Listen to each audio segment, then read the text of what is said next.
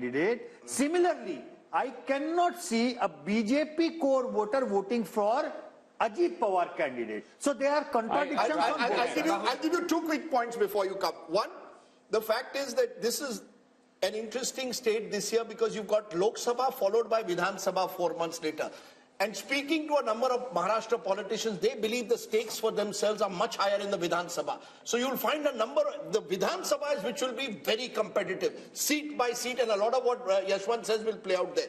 In the Lok Sabha, Rahul, even though the BJP appears prima facie down compared to 2019, I think, and Yashwant is right, the BJP will do well in its pockets of influence. They have strong pockets, especially in urban Maharashtra. The problem for the BJP is there is a general sense that you have struck opportunistic alliances and you have broken two parties which you were dead against. But GVL, when I was speaking to top BJP leaders, their numbers were 40 plus. They think it's 40 plus. But a 5% lead for the India alliance, after all the todphod you've done, if this is where it is 22 versus 26, then it's obviously not the way you're calculating. No, I certainly don't see the numbers the way the poll is predicted, Yashwant's poll. Primarily because this is an election that Prime Minister Modi will be driving. People are voting for PM Modi. They are not voting for individual constituents. This is an election where you will see a massive swing. So anybody voting, the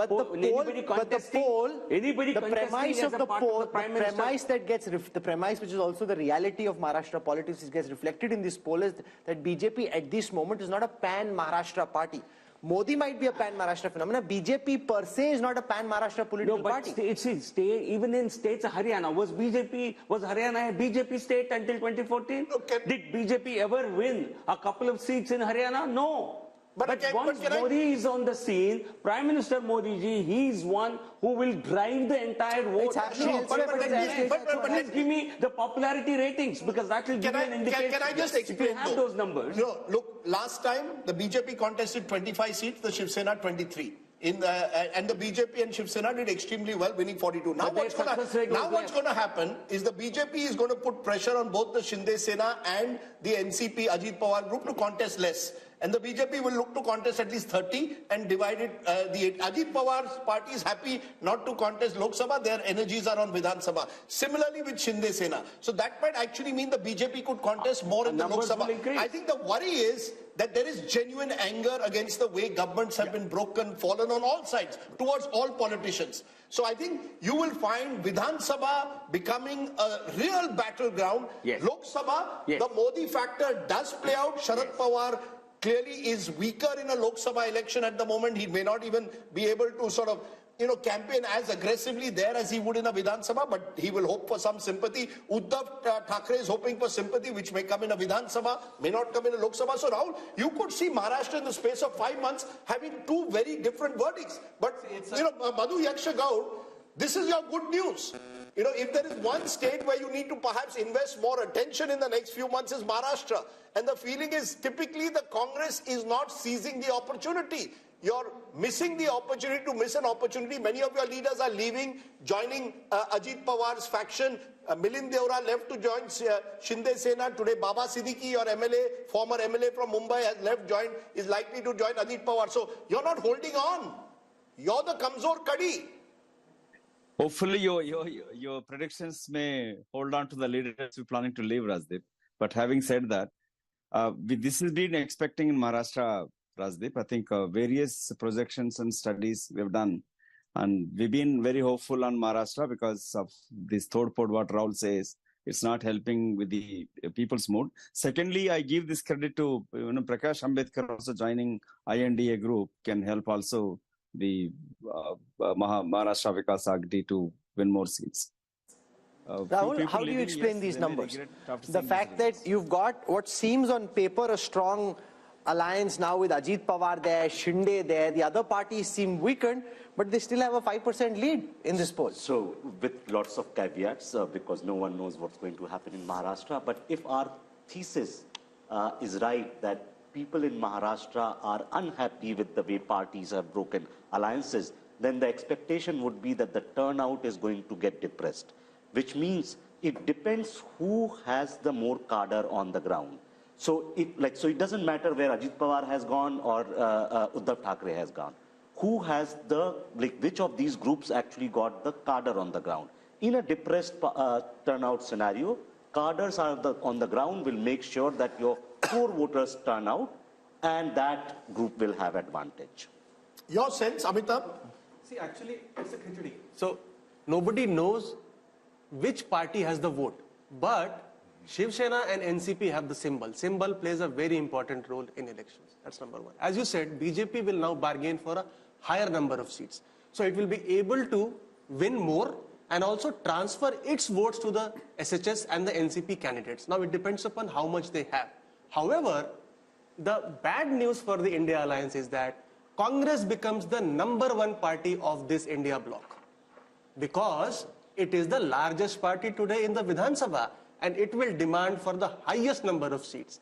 And here is where the India bloc does not have a track record of elections, because they have not fought together, and the seamless transfer of votes will be between candidates is unlikely to happen. But if they had any political smarts, the Congress and the India Alliance, Raj Chingappa, should now be doubling down where they see opportunity. Maharashtra, instead of frittering precious ammunition on states which are fallow ground, they should focus on where the land looks politically fertile for them. The problem is that's not how they're thinking. BJP is going state by state, seat by seat, candidate by candidate, plucking, and the Congress is trying to do some kind of an ideological revolution. At least Rahul Gandhi is attempting some kind of an ideological revolution here. But I think the reverse is also true. The way the BJP and Mr. Modi is obviously party to these decisions has been picking up and splitting parties and everything else, and Rajdeep talked about it, doesn't do their image any good. And in Maharashtra, but their calculation is image doesn't matter when it comes to voting. That's their brutal calculation. If you are saying I'm taking you to a Viksit Bharat, I have cut corruption down, I am against dynastic politics, you have to then prove that on the ground. Let GVL respond to that. Let me just finish the argument. Okay? Yeah, go ahead. Because I think it's a principled thing that happens. In Maharashtra, I have a feeling, Rajdeep could vouch, and he also expressed it, is I think there's a Marathi pride which you can define in some ways or the other, right? People must be truly fed up at the way these parties have behaved on that, the way they've split, completely cynical. How do you explain that when you want to take this nation to greatness and you're playing let GVL respond to that. They see people are very, very practical. Let me put it this way. People have great trust in Prime Minister Modi. They know he's the one who will deliver Viksit Bharat. And if he does not have the strength in a particular state to sweep that state, let him galvanize, get that support, because we want him to win. The people want him to win. People have trust in him. No, sir, but can I ask you, you're saying people have faith in Modi. Point taken. But when Mr. Modi says there is a 70,000 crore scam in irrigation, points virtue to NCP and Ajit Pawar, 1 week later, Ajit Pawar joins you, what's the message? I was in Nashik, where a gathering which included RSS people were there, and they all said, sir, khoke ki rajniti hai. They openly said it. The word khoka has become a sort of common parlance on the street of Maharashtra. How does that lift the Prime Minister's image? If one moment you say there's corruption, next moment you tie up with the same corrupt person, how does it lift your image? Let me tell you this, people understand there are some political compulsions. At the end of the day, you want Lord Krishna to win. You want Bhagwan Ram to win. There are some adjustments they will have to make in the interest of larger national good. Sure, but have you gone too far? The point is, no, I'm telling you, this is the Hindu psyche. This is an important point that GVL Narasimha Rao makes, because when I was interviewing Dr. Jaishankar, and I've seen now several people say this, they talk about Bhagwan Ram, they talk about Hanuman, they talk about the Ramayana and the Mahabharata, and they talk about tactical compromises on the battlefield, which leads to the war being won. So this is something that we're seeing now quite a lot of, which is what he's talking about. No, but then Rahul, with due regard, sorry for speaking out, because it's my home state, I feel strongly. The fact is, where does it fit in with the kind of Ram Rajya that you talk about? What does it leave you with? Is this Ram Rajya that you tie up for Koketi Rajniti? There is no politician in this country who represents the true political virtues than Prime Minister Modi. No Prime Minister, no Minister, no Chief Minister in this country can match even an iota of Sir, Prime Minister Modi. So what what matters to them is Prime Minister's qualities. I have total, he is so a you man can do all the total deals integrity. No, so you're saying you can do all the wheeling and dealing on the ground, but the Prime Minister's image is not touched by it. No, they know he is not making compromises. Party No, but Rahul Verma, this is local. Yes, Rashid. Yeah. I mean, by going by Mr. GVL Narasimha Rao's logic, BJP should be winning all 543 seats. If Mr. Modi is on a big ticket, he's there on Tamil Nadu also, he's there in Telangana also, he's there in all other states. I think, we must accept what Mr. Yashwant Deshmukh survey is projecting.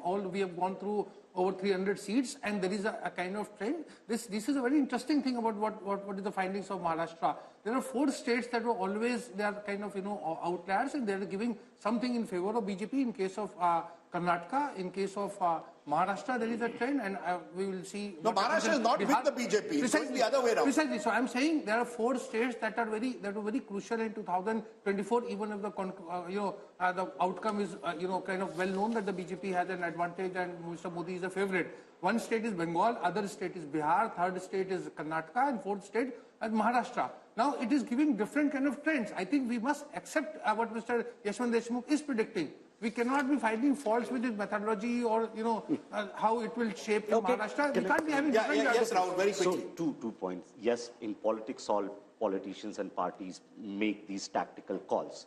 But these tactical calls are going to have cost in the long run. Indira Gandhi in 70s did a similar thing. At some point, it costed her party. Maybe, perhaps, when Prime Minister Modi is around, it won't cost. When he's not around, it may cost the party. So all parties face that cost. Second, throughout the survey, and Yashwant ji has to correct me on this, I have not seen a single state, except the smaller ones perhaps, where BJP is gaining votes from 2019 numbers. They're gaining seats. Even in UP, the votes are not basically... They've got a slight bump, 53%. Yeah, 50, so 51, 52. So in that sense, like in North, there are no big gains coming in terms of vote share, and even in South and West. So I think where perhaps Mr. Narasimha Rao can explain us that why, despite everything in these 5 years, BJP is not being able to... And the interesting point about Maharashtra... No, but I'm a little shocked by his argument. Listen, remember also that you are dealing with 10 years of being in government. Sure. Look at Biden after 4 years. Look at Macron. Look at Trudeau. Here's a man who's been in power for 10 years. If he can retain his historic numbers, that's by itself is a superlative performance. I think, Rahul, the point that you made about the 2 point or less, like somewhere they were leading by 60 points, now they are 58, 2 points. I understand your point. But what I learned from the experiment and result of Madhya Pradesh is that eventually it will be relative turnout, which will be playing 3-4% of jump just out of nowhere for the BJP, just by virtue of their supporters being more excited about going to the polls and Congress not being in a position as organizationally and resource-wise to pull their supporters. What happened in Madhya Pradesh is the But I just want to make a small point which I think is important. Between 2014 and 2019, Rahul, Mr. Modi's popularity was so high that he was even able to pull his party in state elections where they were otherwise not the #1 party. BJP was not the #1 party of Maharashtra. It's after 2014, Mr. Modi pulls it up. 10-12%, they even do very well in state assemblies. After 2019, looks what starts happening. What happened in December in the assembly elections? Sir, just a minute. December, we can come back to December, but 2019 to 2024, 1 minute. Rajdeep. The BJP in Himachal Pradesh, in Haryana, in Jharkhand, even in Bihar, in state after state, Mr. Modi alone cannot pull up the state unit. Mr. Modi is still very popular in Maharashtra, but Maharashtra's own leaders, BJP own leaders, are not happy with the kind of compromises they've made to stay in power. Some stage, it may cost them in a Vidhan Sabha. I agree with you, Lok Sabha, it won't cost them because that becomes Modi versus who. But what happens in your state units? Therefore, Rahul Verma makes an important point. Will the BJP go the way the Congress did? after 10, 20 years because it makes these compromises. You can wish that if you No, like. he said, he asked a question. But you see, politics, what happens today doesn't influence voting patterns 20 years down the line. I think that makes no sense at all to me. Now, coming back to your question, Modi ji, he was able to pull several assembly elections initially, but you are saying subsequently he did not do so. Because, you see, once you have pulled an assembly election, the local performance and local leadership has to hold there. People will hold every government accountable. You accept that? Why not? Okay. I think. So I want to press the pedal and go to Gujarat and Goa, and then we have to go to the east, and then we have the big national picture. So Gujarat comes up on your state next. I want to spend very little time here because it's one-way traffic as one-way traffic can be. I mean, it's like whoosh. There's no comparison. 62% vote share projected in favor of the Bharatiya Janata Party in Gujarat. I mean, 6 out of 10 people, they just want That's Modi. the highest so far in the country. 6 out of 10. And we're not even dealing with the smaller states like a Himachal or an Uttarakhand. In a big state like Gujarat, 62%. The Congress had 32% vote share. That's come down even further to 26, down 6 from the last time. Let's now come to seat shares. If you got 62% vote share in a largely bipolar contest, I mean, you don't need to be Yashwant Deshmukh to do the calculation. You can do it yourself. It's 26, but 26 for the BJP in. They want their man back. They want their boy back. Like, he look at how hard he's working. A Gujarati fixing this country. We want him If back. I was a Rajya Sabha BJP MP who's told to contest Lok Sabha, I'll say, मुझे गुजरात की seat दे दो. कोई भी दे दो. कोई भी seat Gujarat की दे दो, वडोदरा दे दो, गांधीनगर दे दो. GVL also is ready to contest from Gandhinagar. You see, that's the one state where every politician will feel a relative sense of security. I think Gujarat is a There is little difference from contesting a Rajya Sabha and a Lok Sabha. Is that what you're saying? No, I'm saying that a Lok Sabha... As safe as better. Yeah, it appears the safest state for the BJP, Rahul, and I don't think there's much to discuss about that. Prime Minister Modi in Gujarat is, really, his popularity is at an all-time high in a way. It's the true, like you were discussing parallels with American elections, like you've got along the coast in mid-America, this very clear divide between Republican Democrat states. This is as Republican in Indian context as Republican. And GVL made a point that don't look at what happens 20 years from now. But I just for a moment want to pause because one of the first elections I covered was 1990 Gujarat. And at that time, the BJP had to back the Janata Dal Gujarat of Chimanbhai Patel to prop him up to form a government. See where we've come 35 years later. We look at events today. If you make mistakes today, you pay a price for it 20 years from now. That decision of the way the Janata Dal Gujarat was eventually, the Congress propped it up for a while, destroyed the Congress in the long term in Gujarat. The Congress replaced a chief minister who had 150 seats in Madhav Singh Solanki. Can you imagine? Right, one of the BJP replaced Shivraj Singh Chauhan. No, but 150 seats, BJP replaced Shivraj Singh Chauhan with Modi as the dominant figure. That time, Rajiv Gandhi could never really sort of lift the party. But Rajiv and the Congress didn't think so. See, that's the mistake. So I'm saying politicians can make mistakes and therefore they must be conscious of the mistakes they make. Let's come to Goa. Goa has 2 seats, north and south. This is where all of us hope to retire, at least Rajdeep and I hope to retire in Goa for sure. Okay, so here's Goa, lovely state. 2 seats, 1 each is the calculation, north and south, 1 seat split between north and south. North is clearly to the BJP. I'm presuming Yashwant is giving because north. there are more Christians over there. The south, interestingly, if the AAP Congress alliance works perfectly, and it has to work perfectly, it has half a chance. I still believe that the BJP will be very much in the race, even in the south. Percentage of Christians has gone down. One of the stories of our times, Christian population in Goa at the start of this century used to be 30% plus. It's now just over 20% and declining. So you actually, even in South Goa, will find it not so easy. Only a perfect Congress AAP alliance and no other third party like the Goa Revolutionary Party coming in gives them half a chance. I still believe advantage BJP in Goa in both the seats. That's the nature of Goa as well. So let's look now at the projected seat share of the West and the projected vote share of the West. I'll start with the vote share projection.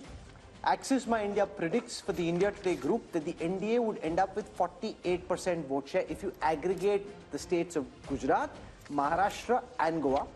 The India Alliance at 38, a 10% gap here for the NDA. Converted into seats, the NDA is at 51, the India Alliance at 27 and why it seems that this is not as one way as the North is because Maharashtra is sticking out as the one state where the BJP's dominance is not quite what the BJP top leadership would like to believe.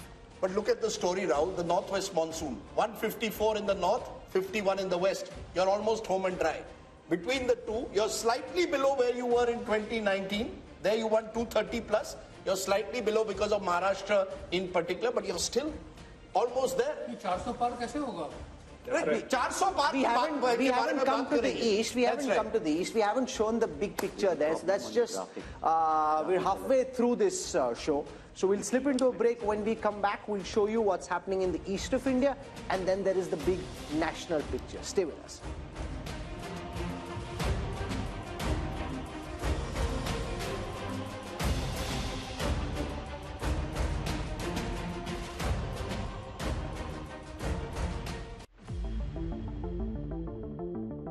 Hello and welcome, I'm Sahil Joshi. Now I'm at the Mumbai seafront. We can see here the Mahim Fort and also the Bandra Worli ceiling, the most iconic locations in Mumbai. Because the people have reposed confidence in Bharatiya Janata Party and NDA.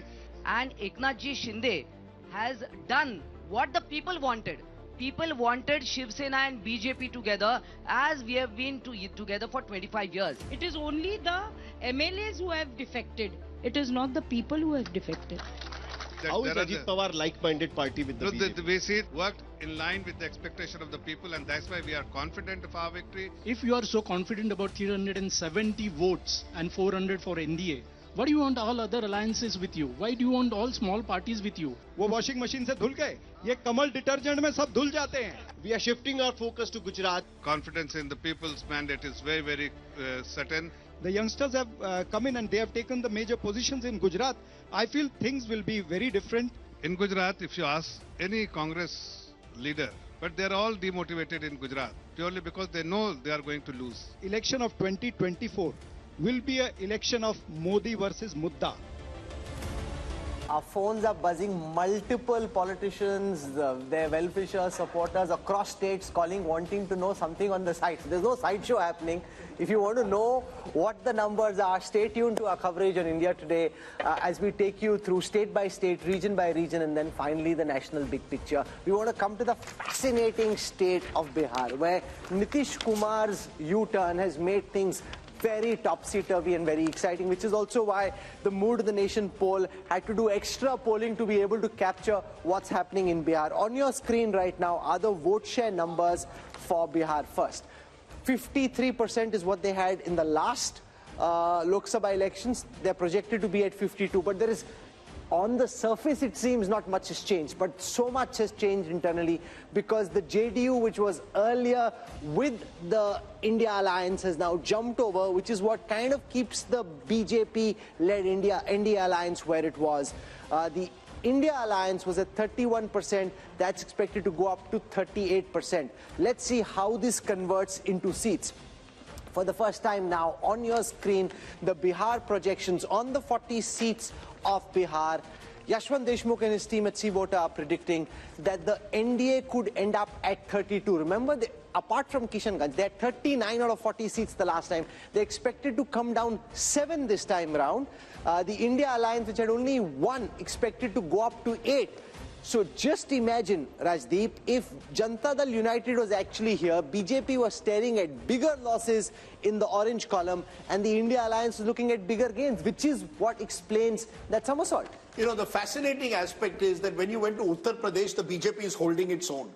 The moment you've gone into neighboring Bihar, even though the BJP has now struck an alliance with Nitish Kumar, gone back to its own party, it's down compared to 2019. In fact, if you look at the BJP overall, except for Uttar Pradesh, none of the major states are seeing a major jump for the BJP. In Bihar, so that's what makes Bihar very interesting. No, but because this happened so close to your poll, does your polling account for the full impact of Nitish coming back to the BJP? Not really. I mean, because we had to do a snap poll and see what kind of impact it was. We could sense 2 major things. Number one, yes, there is almost like 8% arithmetic jump from the India faction to the NDA just by moving JDU supporters to this side to that side. Which could also mean that Nitish is now worth only 8%. Yeah, exactly. This is one of the points, which is like instead of 16% which he polled in 2014, his core vote looks like more like a 8% kind of thing. Number one.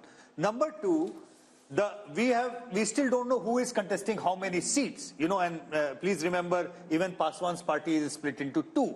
So we have just taken in whatever the seat allocation was there in 2019 as our base one. And we realize that the probability of JDU tally going down even within the part of the NDA is quite significant.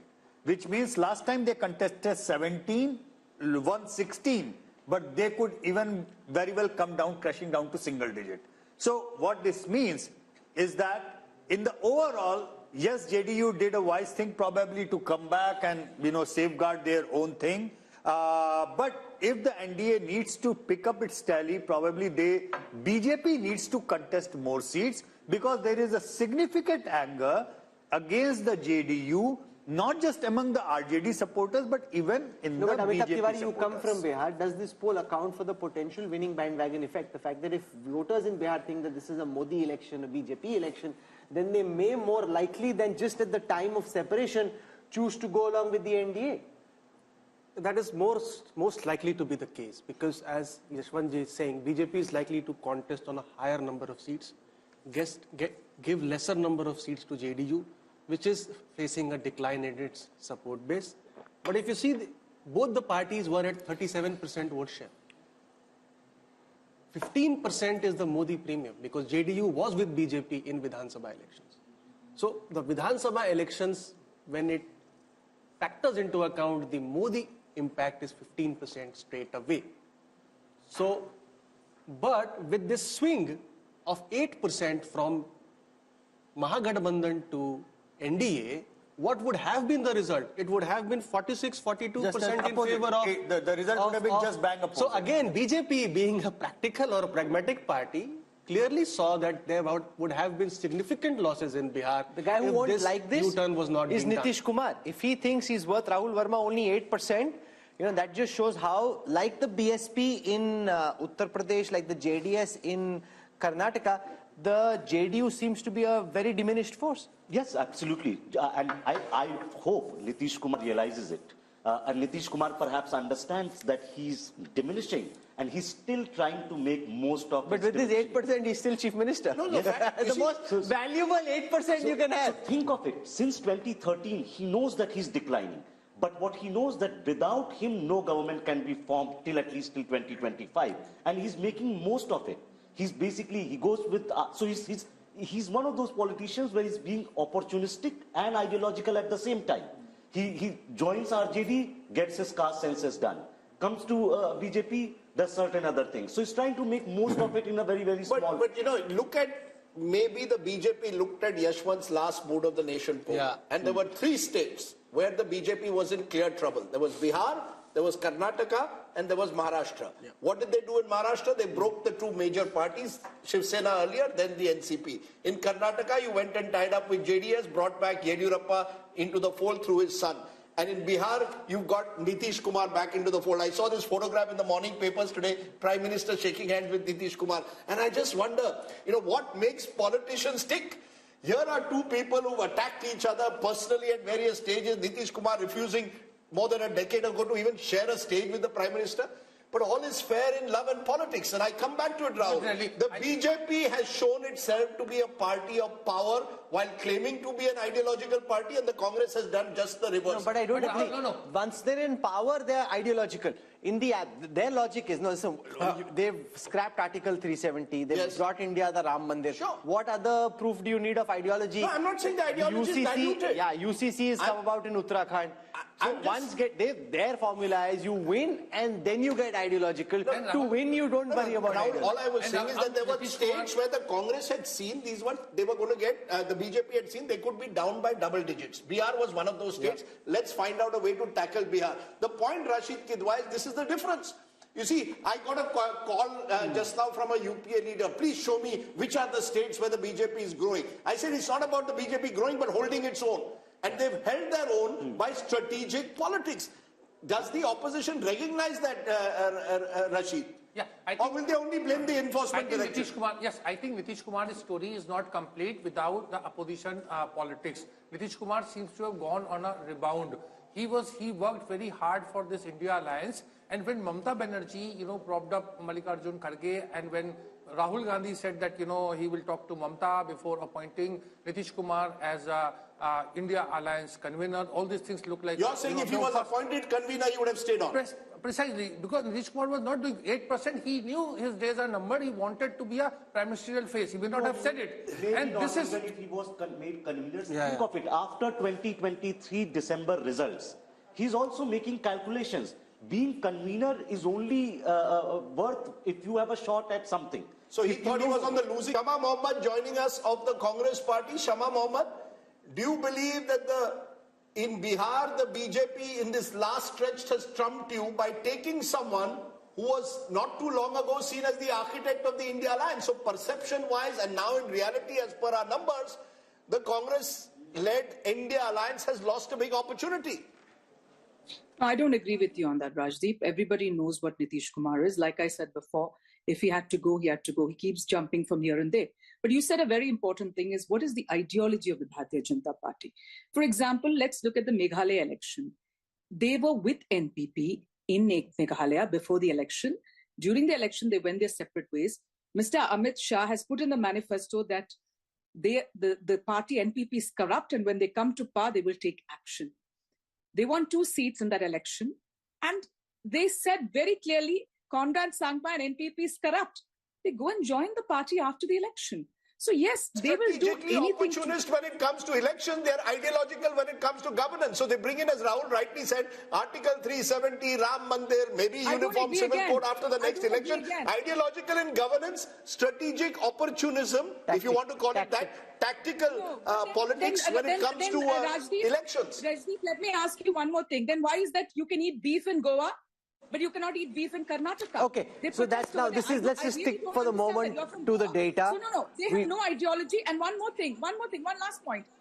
This is not mood of the nation. I would call it mood of the media also. Today I was traveling from Delhi to Imphal, and the person in the plane says, dekho, Modi kya keh rahe hai? That we are dividing it into north and south. It's all about what Modi. But I don't understand why the paper and the media does not talk about how a present sitting prime minister insults the first prime minister of India, calls him all the names in the world, and nowhere in the world they do that. Nowhere. And let's not forget he was a freedom fighter. So why is nobody written about that?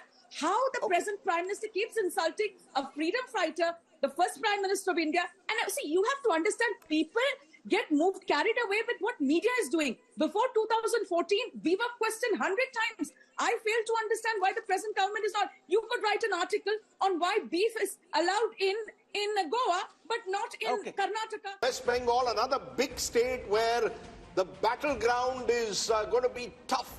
Let's take a look at the vote share first. Remember, the BJP did very well in Bengal, the breakthrough election of 2019. Now, in vote share, NDA 40%, holding its own. The Trinamool Congress 43.5%. Here we've separated the TMC from the rest of the India alliance because it's likely Congress and left will contest together. That's others 7.3. So Trinamool Congress 43.5, others including Congress and left 7.3, NDA 40. How does this translate into seats? BJP 19, they won 18 last time, 19 this time. They will be happy that they are holding their own in Bengal. TMC 22, down 1, Congress plus left is 1 seat. So Bengal once again, Rahul, becoming TMC versus BJP, Congress left getting squeezed out, and clearly the BJP holding its own. Rahul Verma, is there a way of knowing what this may have looked like if the TMC and the Congress and the left can't be together, but the Congress and the TMC were together? How much of a material difference could it have made to these vote share numbers? It's hard, right? Because you don't know what kind of transfers will take place and what the seat allocation to different parties. Yashwant, how much of the Muslim vote is the Congress actually splitting, or is it largely going en masse to the Trinamool? You see, the minority votes saturation towards TMC is already done and dusted. Yeah. So I don't think there is anything from the minority votes perspective left much to whatever the 8 to 10% vote that left in the Congress. But you're are having picking up right still. now. How much vote are you picking up for the Congress? You see, they together they are polling every about 4 to 5% each in that way. But the funny thing is that I kept on thinking why exactly Mamata Banerjee decided to go on her own. And when I took a deep dive and tried to understand the composition of what is left of left and the Congress vote, I realized that big number of them is actually anti-Mamata, not anti-BJP, which is now left with them.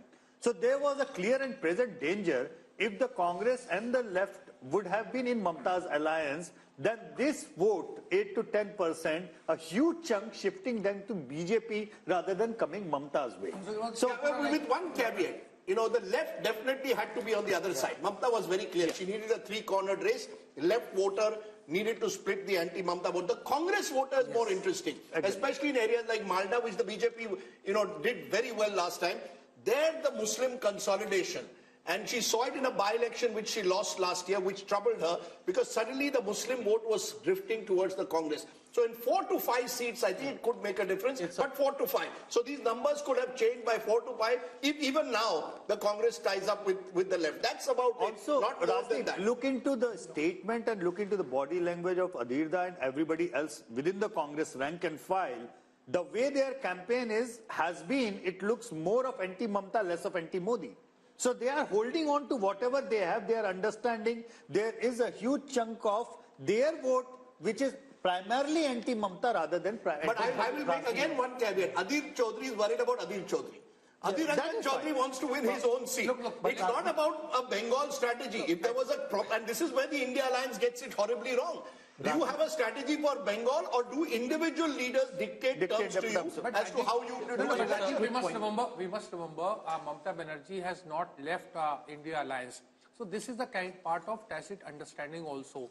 The left Congress alliance just to prevent the extra BJP getting extra. Oh, come on, there is no tacit alliance when Adhir Ranjan Chaudhary comes every week to Kolkata and attacks you in personal terms. There's no tacit alliance between Adhir and Mamata. Let's be very clear. So is he a Trojan horse? No, it's not about Trojan horse. Mamata is also doing a lot of poaching. By the way, sure.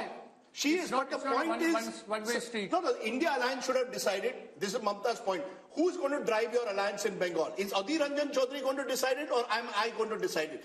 Congress got 0 seats in a Vidhan Sabha election just a couple of years ago. Can Adhir Ranjan Chaudhary simply to protect his own seat sort of dictate terms to Mamata? It won't happen. I think the India Alliance has singularly failed to have any chemistry on the ground, which is why Mohammed respond to that. It's a notional loss of, I agree with Rajdeep ji. Congress should have formed an alliance with TMC. There would have been a vote transfer because Congress vote is also anti-BJP vote. It would have transferred to TMC and they could have won 5 to 6 seats extra. So it's a notional loss and it's an optical loss also because it sends a wrong message to the entire Absolutely. Shama Mohammed, you want to respond? Yeah, see, I agree that we should be with Mamata Banerjee in West Bengal because we are supposed to be gaining there with her. There's a different story in Kerala because here in Kerala, we are the principal opposition. Let's understand that. We have, the UDF has 19 out of the 20 Lok Sabha seats and we've got more than 30 seats Bengal, in the assembly also. So we are the principal opposition, whereas in West Bengal, from 44 to 0, we have come out, you know. So I, being from Kerala, believe that it is more important to be with TMC than to be with the left. Okay. Sanju Verma now joins us. Sanju, it's been a good showing in the north, not so good showing in the south, strong showing in the west, and in West Bengal, which we're talking about right now, it seems that the BJP is roughly where it was. My understanding on the basis of multiple conversations are the BJP's own polls are showing them 25 plus. This poll seems to suggest that they're not quite there. Our data seems to suggest that the BJP could end up at 19, which is just one more than what they had last time. You know, Rahul and Rajdeep, first and foremost, I just have this to say. I think survey after survey, and especially Mood of the Nation, which is so hugely watched, thanks to Rajdeep, who's trending every second day, and Rahul Kanwal, who never misses an opportunity to show Rajdeep the mirror. Be that as it may, I just have this to say. We are not the India alliance where you are going to create divisions. On a lighter note, Sanju ji, no divisions. On a lighter note, ये BJP की अच्छी strategy है, divide and rule. You are trending every day. थोड़ा शांत हो जाओ. Learn to be gracious when I'm giving you a compliment, albeit a left-handed one. Anyway, now coming to the more serious point. You know, I remember I've been on a zillion debates on these surveys that have been carried out in the last 12 or 24 odd months. And everybody after the West Bengal Assembly elections of 2021, don't forget in Lok Sabha 2019, from West Bengal we got 18 seats, 1/8 with a 41% vote share. But come West Bengal Assembly elections 2021, while we improved our tally from 3 seats to 77, which was a 2400% plus jump, our vote share fell from 41% in Lok Sabha 2019 from West Bengal to 38%. And what did political pundits say? अरे भाई 3% का vote share की गिरावट हो गई है बंगाल में. The magic that happened in Lok Sabha 2019 of getting 18 seats, that is not going to happen in Lok Sabha 2024 if assembly elections 2021 are an indication to go by. Okay. My limited point is, if we are actually improving on our last tally of 18 seats and increasing that to 19 seats, I think the actual result may surprise you on the positive. Okay. I won't be surprised if we are mentioned trends. 25. I actually just went to social media to check the trends, and the first trend, the top trend nationally at this moment is Mood of the Nation. So Mood of the Nation is the top trend. So well done, everyone. You guys are clearly doing a good job, and at least the audiences are plugged in and watching, which is fantastic. So thank you. That means a lot. Okay, let's run through all the other states of the East, starting with Jharkhand, where much has been happening. Chief Minister Hemant Soren arrested a few days ago. How is it playing out in the polls as per Yashwant's Mood of the Nation? 2024 projection, NDA 56% up 1. India Alliance 30% down 5, others 14. In terms of seats, NDA 12, India 2, same as 2019. Rahul, next is Chhattisgarh. Let's come now to Chhattisgarh. In Chhattisgarh, India Today C voter projecting that the BJP's vote share will go up from 51 to 54.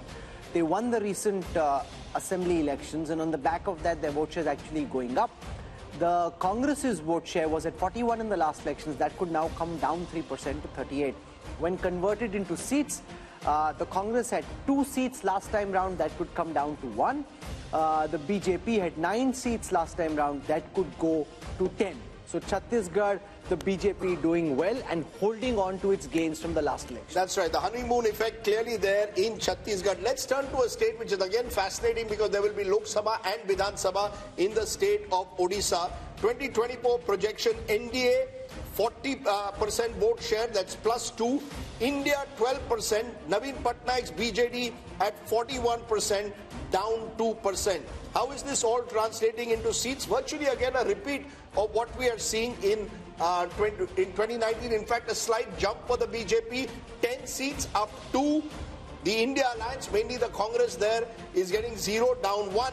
And the Biju Janata Dal 11, down 1. So clearly again, all these states are almost repeating 2019. In fact, state after state, Rahul, if you look at the map of India, in many of the states, it's a repeat of 2019. Is there a way of looking at these numbers, Yashwant, and giving our viewers some insights into what may happen in an assembly context in Orissa? Because like Andhra, Orissa too polls at the same time.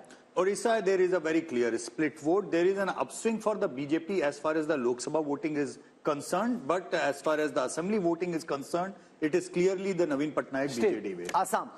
Assam, let's look at the seat shares for Assam.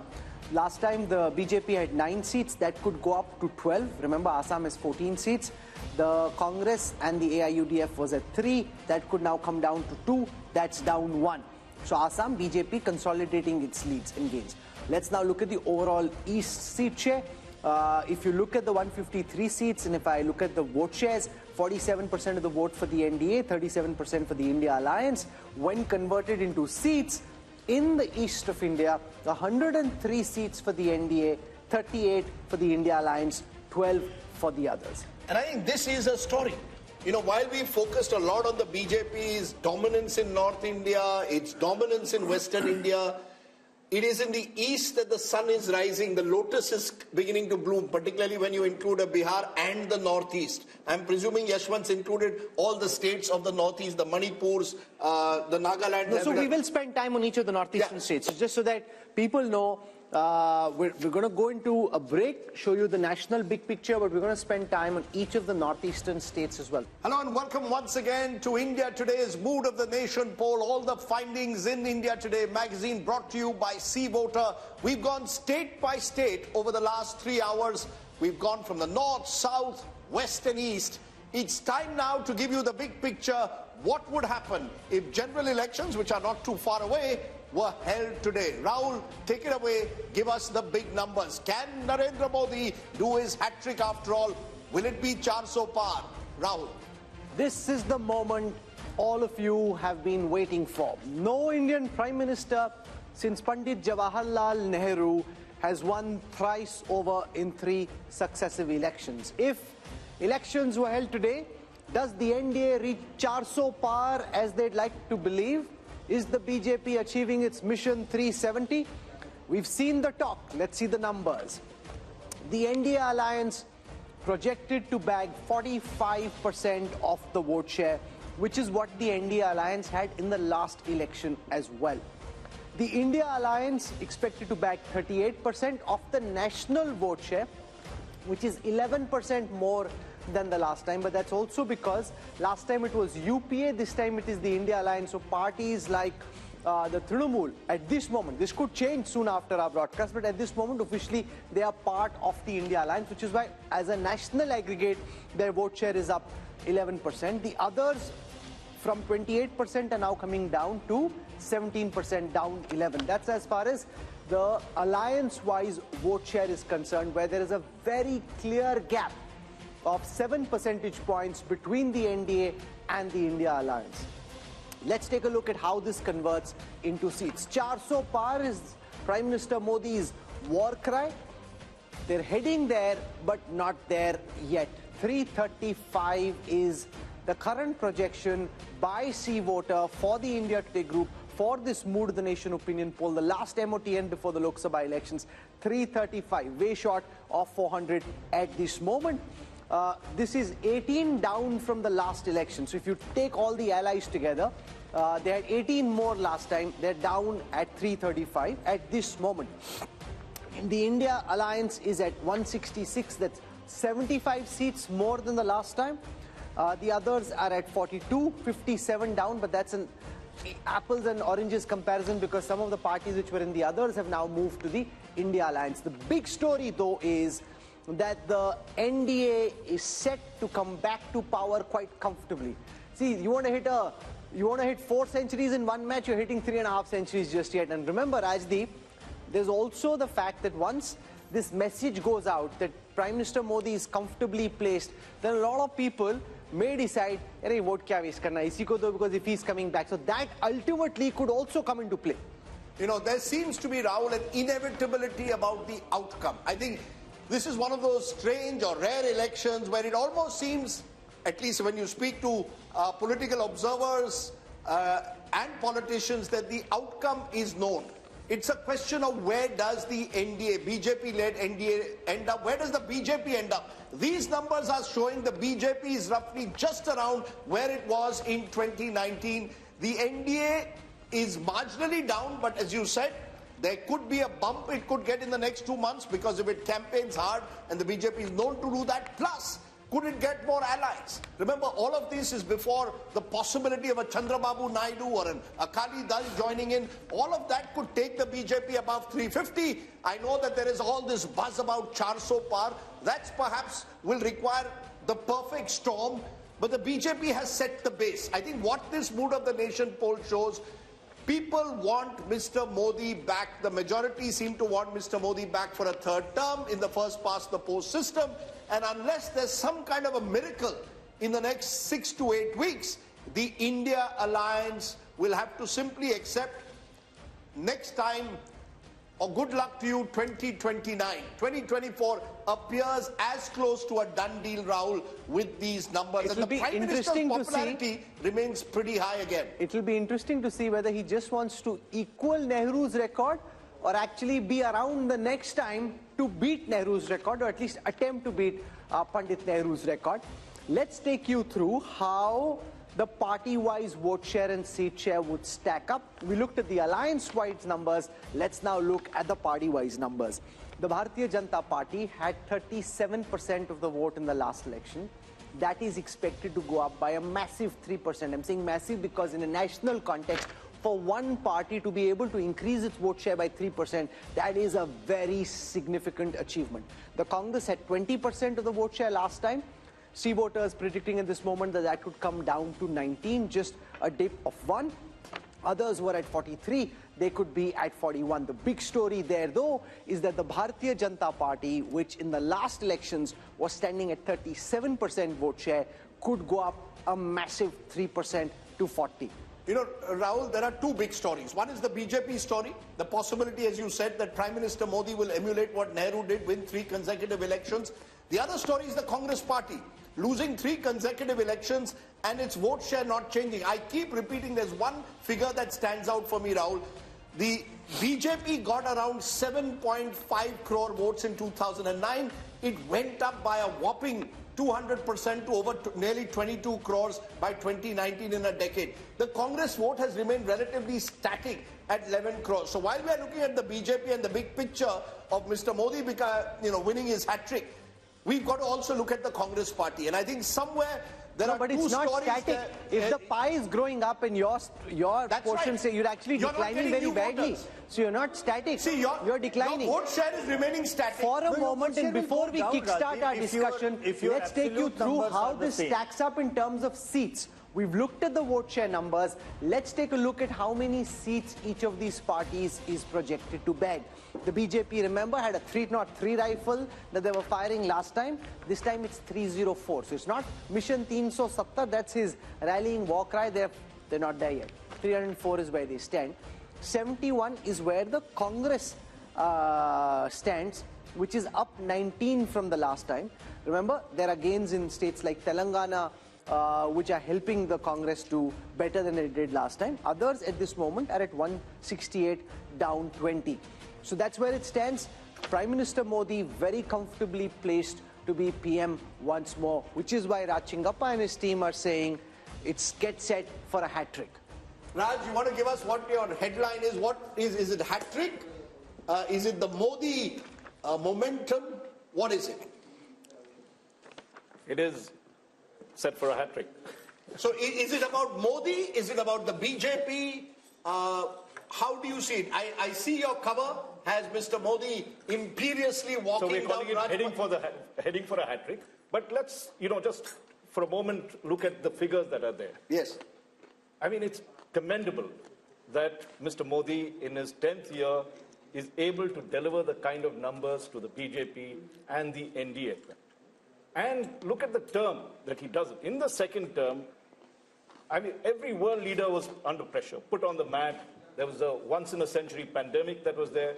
You had a complete collapse of the economy. You had the Chinese intrusion coming in. You had 2 wars, the Gaza and Ukraine war that pushed up inflation. Everything that could go wrong goes wrong. And yet, when we see at the end of 10 years, Mr. Modi is not only shining, but is up there in the league of greatness, possibly statesmanship that is happening. So I think we have to give him credit for what is it. Now, whether he's going to beat the record of Nehru, that has to be seen, but the polls indicate that. Whether he will beat the record of Rajiv Gandhi in 1984, that is to be seen, because 400 at the moment from what we took in these last 3 years, 3 or 4 bellwether states, the NDA seems to be holding, but not really catching up to the 370 that Mr. Modi wanted. I think what we will see in the next 2 months, there will be, I believe, because the way it is trending, and I studied what we did in 2014, when Dr. Manmohan Singh was aspiring and the Congress party was aspiring for a 3rd term. If you looked at our Mood of the Nation poll at that time, in January 2014, the Congress was down to 100, and the UPA was down to 122 seats. And the BJP, the trend line was that the NDA and the BJP was going to win it. Here, it's just the opposite. The ruling dispensation is doing it. So I would think that we are going to see a Modi wave, because they can only get better from here. They seem to have equaled what they've done, and we're going to see this huge movement.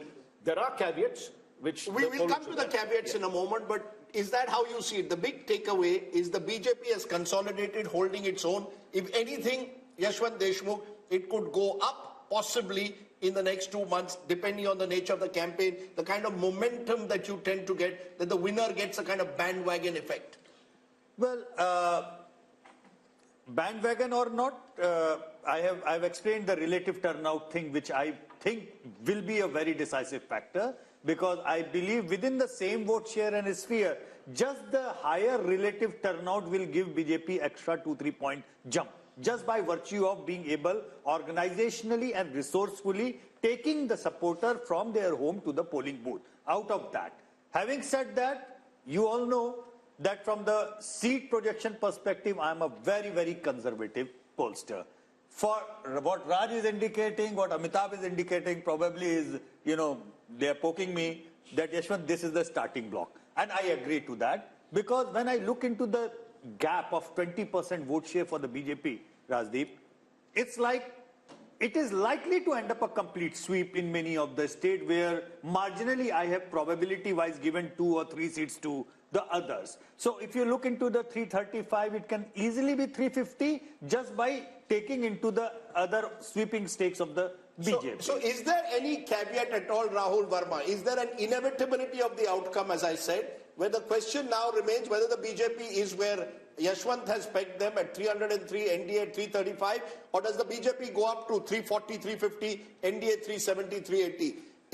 Are these the only two scenarios you see, or is there a possibility of a 2004 miracle that the opposition is holding on to? In Indian politics, there is always possibility, but the other term I'll use is probability. The probability of this now turning in a reverse direction is very, very low. And see what is happening in some ways, just to sort of like add to what Rahul was saying. PM Nehru in his successive elections, 52, 57, 62, Congress vote share did not improve. What is happening with BJP, 31, 37, and now projected is 40, 4 months ahead or 3 months ahead of election.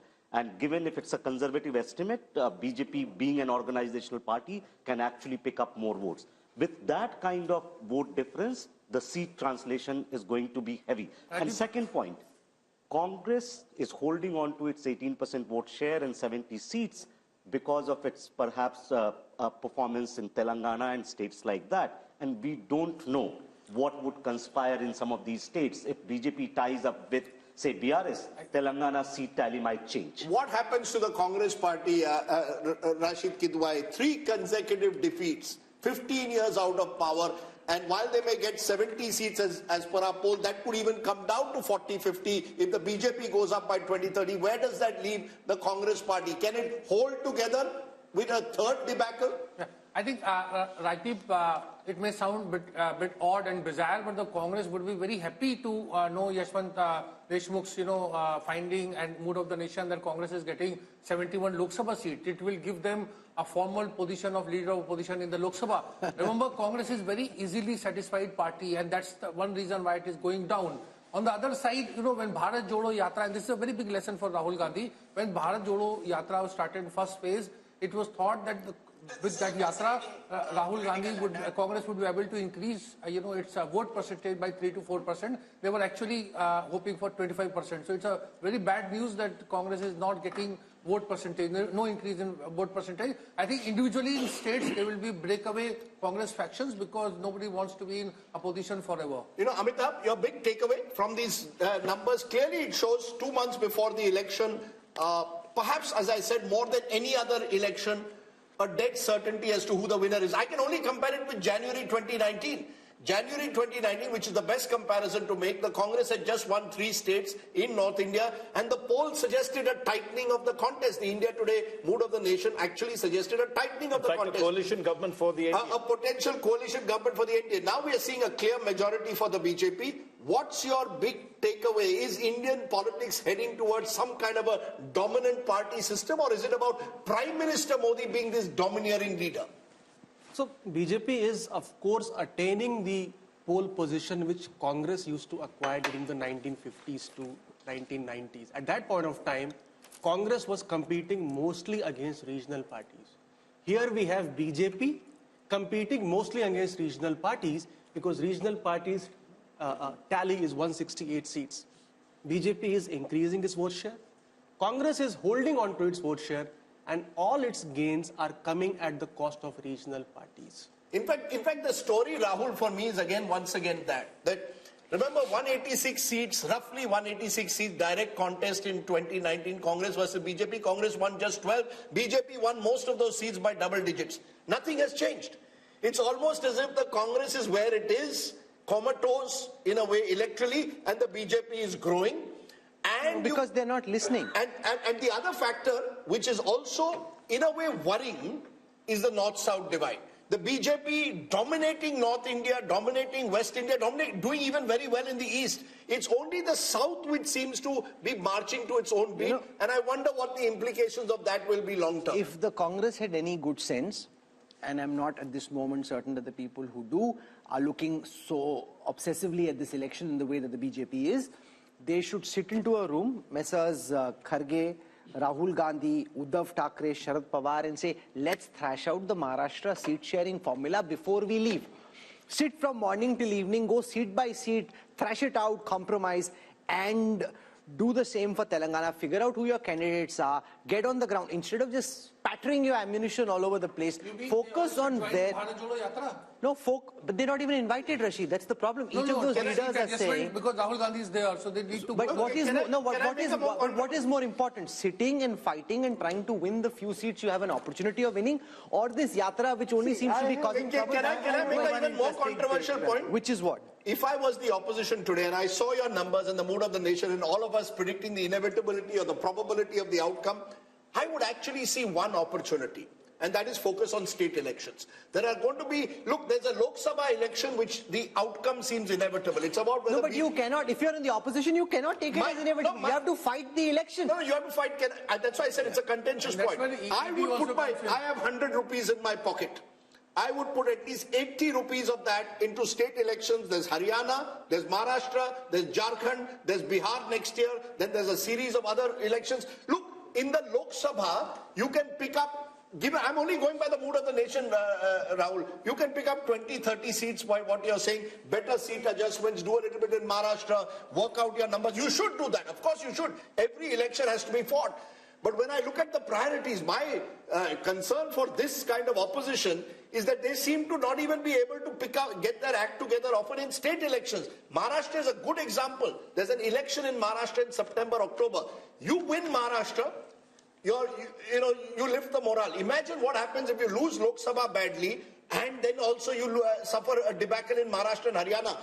Eventually, and don't forget, Karnataka, the government could be on notice given the kind of numbers that we are showing. Telangana, the Congress has a small majority. So, the Congress Mukt Bharat or an opposition Mukt Bharat is in a way a reality if these numbers hold on. I would say focus on state elections, get your act together, and I agree with you. At the moment, you should be sitting across a table, working out seat sharing, working out some kind of plan. I don't see that, which is why I think Yashwant has underestimated the BJP. My numbers are, I did my own polling, 340 plus BJP, 370 plus ND Alliance. I'm not ruling out even a bigger number than that. Yeah. That's the way I see it. I believe that the opposition is totally despondent. Rashid Kidwai, are we seeing a phenomena similar to what we saw during the Gujarat Assembly elections, where because of what Rajdeep is saying, because of what others in the opposition seem to be thinking, the opposition just gives up the fight? Like when I traveled through Gujarat in the last Assembly election, the opposition, the Congress wasn't even in the fight. AAP was trying to put up some fight. See, it's a self-perpetuating prophecy. If you don't fight, your opponents do even better. The BJP ended up with 154 out of 182. If the Congress had fought harder on every seat in every region, they may have done better. You give up the fight thinking, you take what Rajdeep is saying seriously, say because the opposition takes what he's saying very seriously. If they start taking what he's saying seriously and not fighting this Lok Sabha election and preparing for the Assembly election, jitna bura pitenge usse aur pit jayenge. Too late hai, Rahul. Ye sab hota chahiye tha 6 mahine pehle. You see, the biggest problem with this opposition in 2024 is there is no sense of ownership. There is regional parties and there is Congress. When you talk about Congress, there is an official AICC President Mallikarjun Kharge, and there is Rahul Gandhi who represents the political leadership of the Congress. Now each person. So what does Kharge represent then? He's a Congress president. but he lacks that kind of political leadership. That's what I'm saying. There is no sense of ownership. Not And political that's the leadership, tragedy. political authority. He's not been given the No, political authority. Can I just come in Yes. at this point? Take a look at the opposition. If, for instance, the Congress, if it had won one state in the north, Madhya Pradesh, where it was, anti-incumbency was clear. So it was so close to actually turning the election. Because if you go back in the year that's there, firstly you win Himachal in December, then you come back and win Karnataka, I'm talking last year. You have the India alliance being formed at that particular point of view.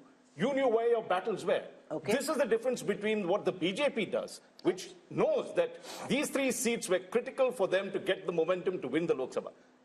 Easily the story could have turned, and the mistakes the Congress started Sanju making. Verma is with us and Radhika Khera is with us. Sanju Verma, to you first. I hope you've got some laddus and some mithai for Yashwant Deshmukh, Raj Chingappa and everybody else over here, because it seems that the Prime Minister... She won't give me. She won't give you? She won't give me mithai. No, she just said you were doing a great job when you were trending. She should give you mithai also. Now, 304, after 10 years of being in power for the BJP, 335 for the NDA, it seems no matter whether you get to 400 and 370 or not, the outcome of the next election seems to be heavily skewed in your favor. Yeah, Rahul and Rajdeep, there's this famous saying by Norman Vincent, if you shoot for the moon, you will at least land among the stars. So whether it's 370 or 400 or 335, what have you. Point number 1, BJP is romping home with a massive majority all on its own. Point number 2, I remember that famous interview with Prashant Kishore a few days back, where Rajdeep kept asking him, what is the secret sauce around brand Modi? So I have something to say to the Congress. हम तो जीतेंगे ही, पर कांग्रेस के जो समर्थक हैं, ये ध्यान से सुनिए. जो जानकर भी अनजान बना रहे, उसे दर्द क्या बताना? जो जानकर भी अनजान बना रहे, उसे दर्द क्या बताना? अभी मगरूर है वो, खुद में उन्हें क्यों होश में लाना? अभी मगरूर है वो, खुद में उन्हें क्यों होश में लाना? एहसास तब होगा उन्हें जब छोड़ कर जाऊंगा. एहसास तब होगा उन्हें जब छोड़ कर जाऊंगा. फिर नहीं होगा मुमकिन मेरा लौट कर आना. फिर नहीं होगा मुमकिन मेरा लौट कर आना. The voters have time and again. कौन छोड़ के जा रहा है? अरे भाई साहब, वोटर्स ने छोड़ दिया है, but Rahul Gandhi refuses to look into the mirror and get a reality check. But now I will speak with hard numbers. Just bear with me for 20 seconds. Before you go on, you've thrown a poetic punch. Radhika Khera, I don't know how good your shairi is. She's thrown a poetic punch at you. That's a bit of a googly. Can you come back on the spur with a counter? Let's see. The numbers aren't favoring you, but let's see how good your shairi is. Go for it, Radhika. I'm sure that these numbers are a disappointment for the Bharatiya Janata Party spokesperson, because their claims of ab ki baar 400 par have gone down over here itself in your survey. But coming back to that, I feel that surveys are not actually showing the true picture. The true picture is what I have here. I'm sorry, I don't believe in shairi and all, because we are not here for entertainment. And India Today is for talking about hard facts. Hard fact, today's newspaper, which says, Kisan karenge aaj Delhi ka coup. This is the reality of the country today. The reality of the country today is that our wrestlers were sitting outside protesting, and what were they given in return of the protest? Lathia. The reality is that the entire country is reeling under inflation, unemployment, poor law and order. While Modi ji goes and pats himself on the back, I did not speak in between.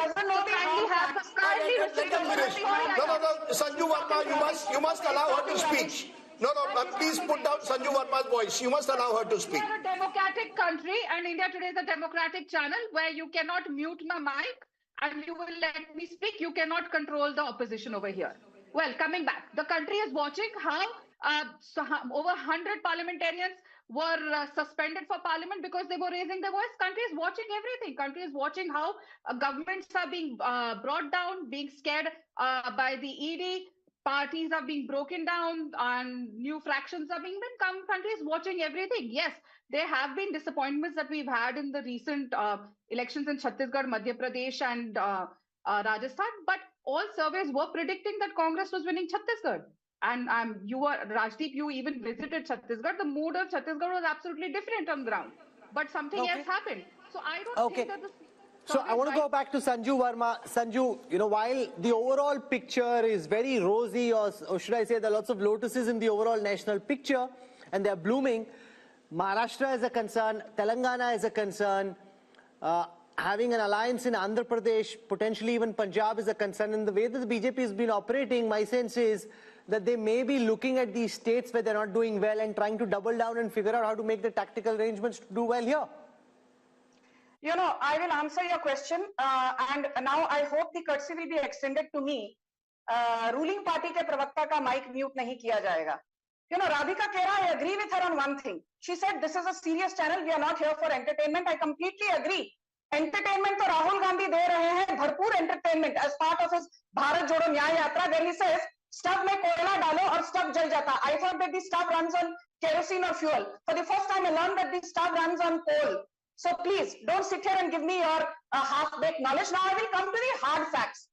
Rahul, I will not even talk about what, Mr. Arun Puri said in August 2023. These are famous quotes of his, which I really love reading them all over again on every debate. In August 2023, after your then Mood of the Nation poll, he said, Narendra Modi has pulled off what few leaders have. He has banished the universal factor of anti-incumbency. Narendra Modi's popularity rankings defy the law of gravity. I'm quoting Mr. Arun Puri ad verbatim. And I'll tell you why जहां नरेंद्र मोदी खड़े हो जाते हैं, वहीं से line शुरू हो जाती है, because we had a votes or number of seats at 17.6 crore in Lok Sabha 2014. People said, this was just happenstance. We got the number of seats, winning seats at 23 crore votes. 23 crore people voted for Narendra Modi in 2019, which means there was a 31% increase in our winnable seats between 2014 and 2019. Now, I am not even going to assume that BJP will see a 3% uptick in its vote share from 37 to 40%, as Rahul said. Let us assume that the vote share continues to remain at 37%. It does not rise to 40%. I'm being conservative, despite being an Andh Bhakt and a Modi Bhakt.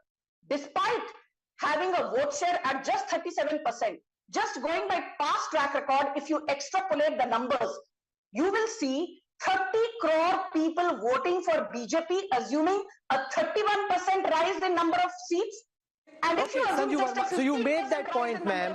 I want to go across the table, ask Amitabh, what could be the X factors from here? We're in the beginning of February.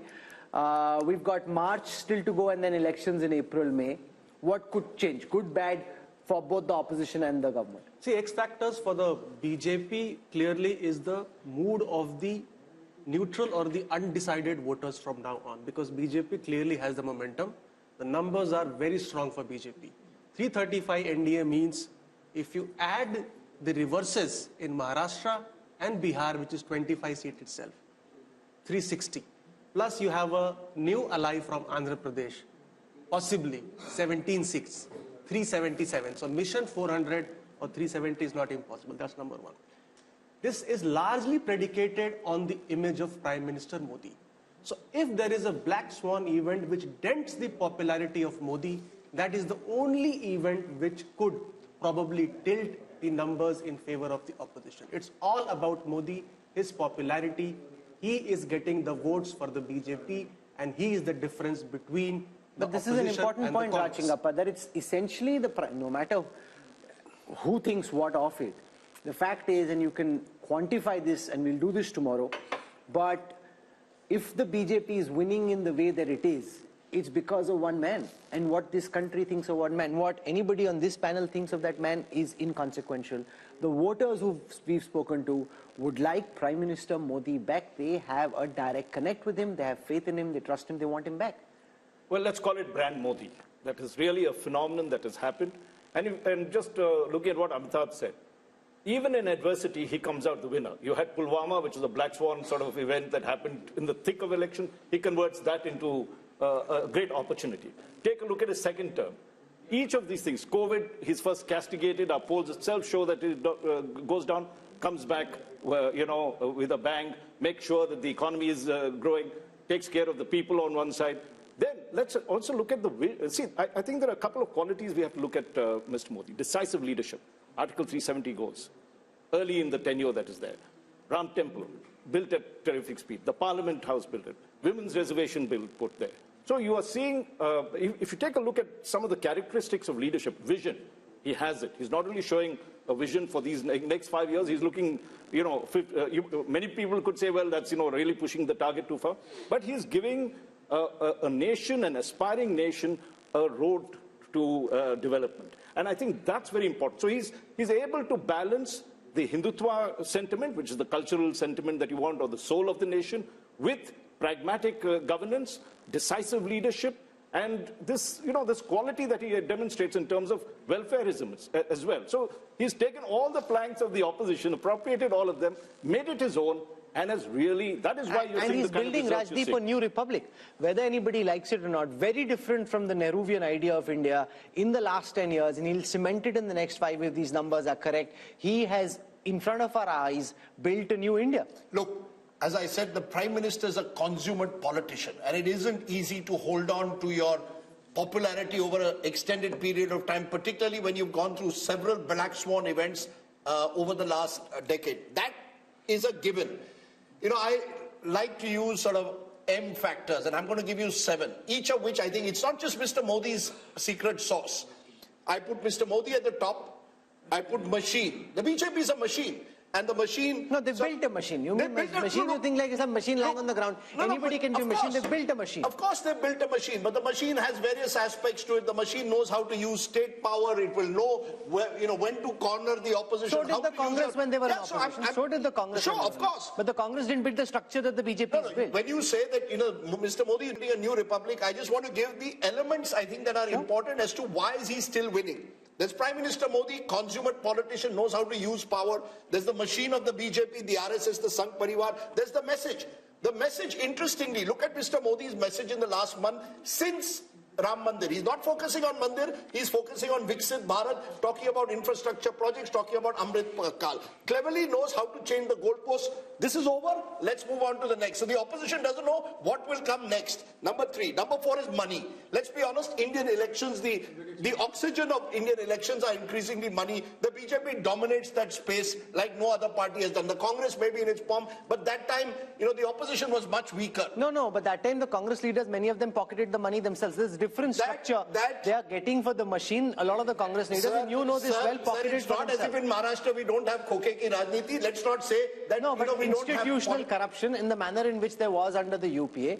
That's not the case. The jury is out on that, but I'm willing to concede that the Prime Minister has made it, ensured that the party comes first at the very top. Not in the case of the Congress, individuals came ahead of the party. Then you have Mandir. I think as the survey is also going to show, Ram Mandir has taken the Prime Minister's own popularity to another level. That's where it comes that, you're crafting a new ideological republic in a way, moving away from the Nehruvian idea to a new idea of a new republic. Who knows, uniform civil code comes next. Then, and I think this is crucial, you have the Mahagathbandhan. You see, you're as good as your opposition is. If you're playing a terrible opposition, which is so badly divided, which has really made no effort to actually build on the weaknesses of the government. It's not as if the government doesn't have weaknesses. Unemployment is a problem. Our survey also shows that. What have you done to build it? You have had 4 meetings of the India Alliance, all in 5-star hotels, or 3 of them in 5-star hotels, 1 in Patna where Nitish Kumar, your convener, has gone. You made no effort to capitalize when COVID management was going wrong, to build a kind of consensus. We need change. You've not offered me a leadership or a narrative to combat Modi. I think that's an important element. You're as good as your opposition is. Finally, and I know, Rahul, this is contentious, the media.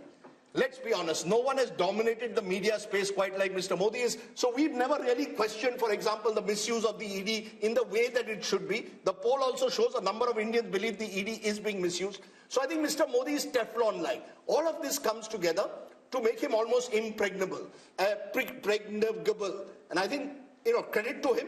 It's not easy in today's world to be as popular in 2024 as you were in 2014. More popular, you can say, but it's a combination of various factors. Your popularity is also dependent on how unpopular the other side is. No, but that's not Modi's fault. It's not. If his opponents don't know how to bat and bowl, how can you blame Modi for that? Rahul, who's blaming Modi? I'm giving the reasonings. The reasoning is the opposition in the last 10 years has had opportunities.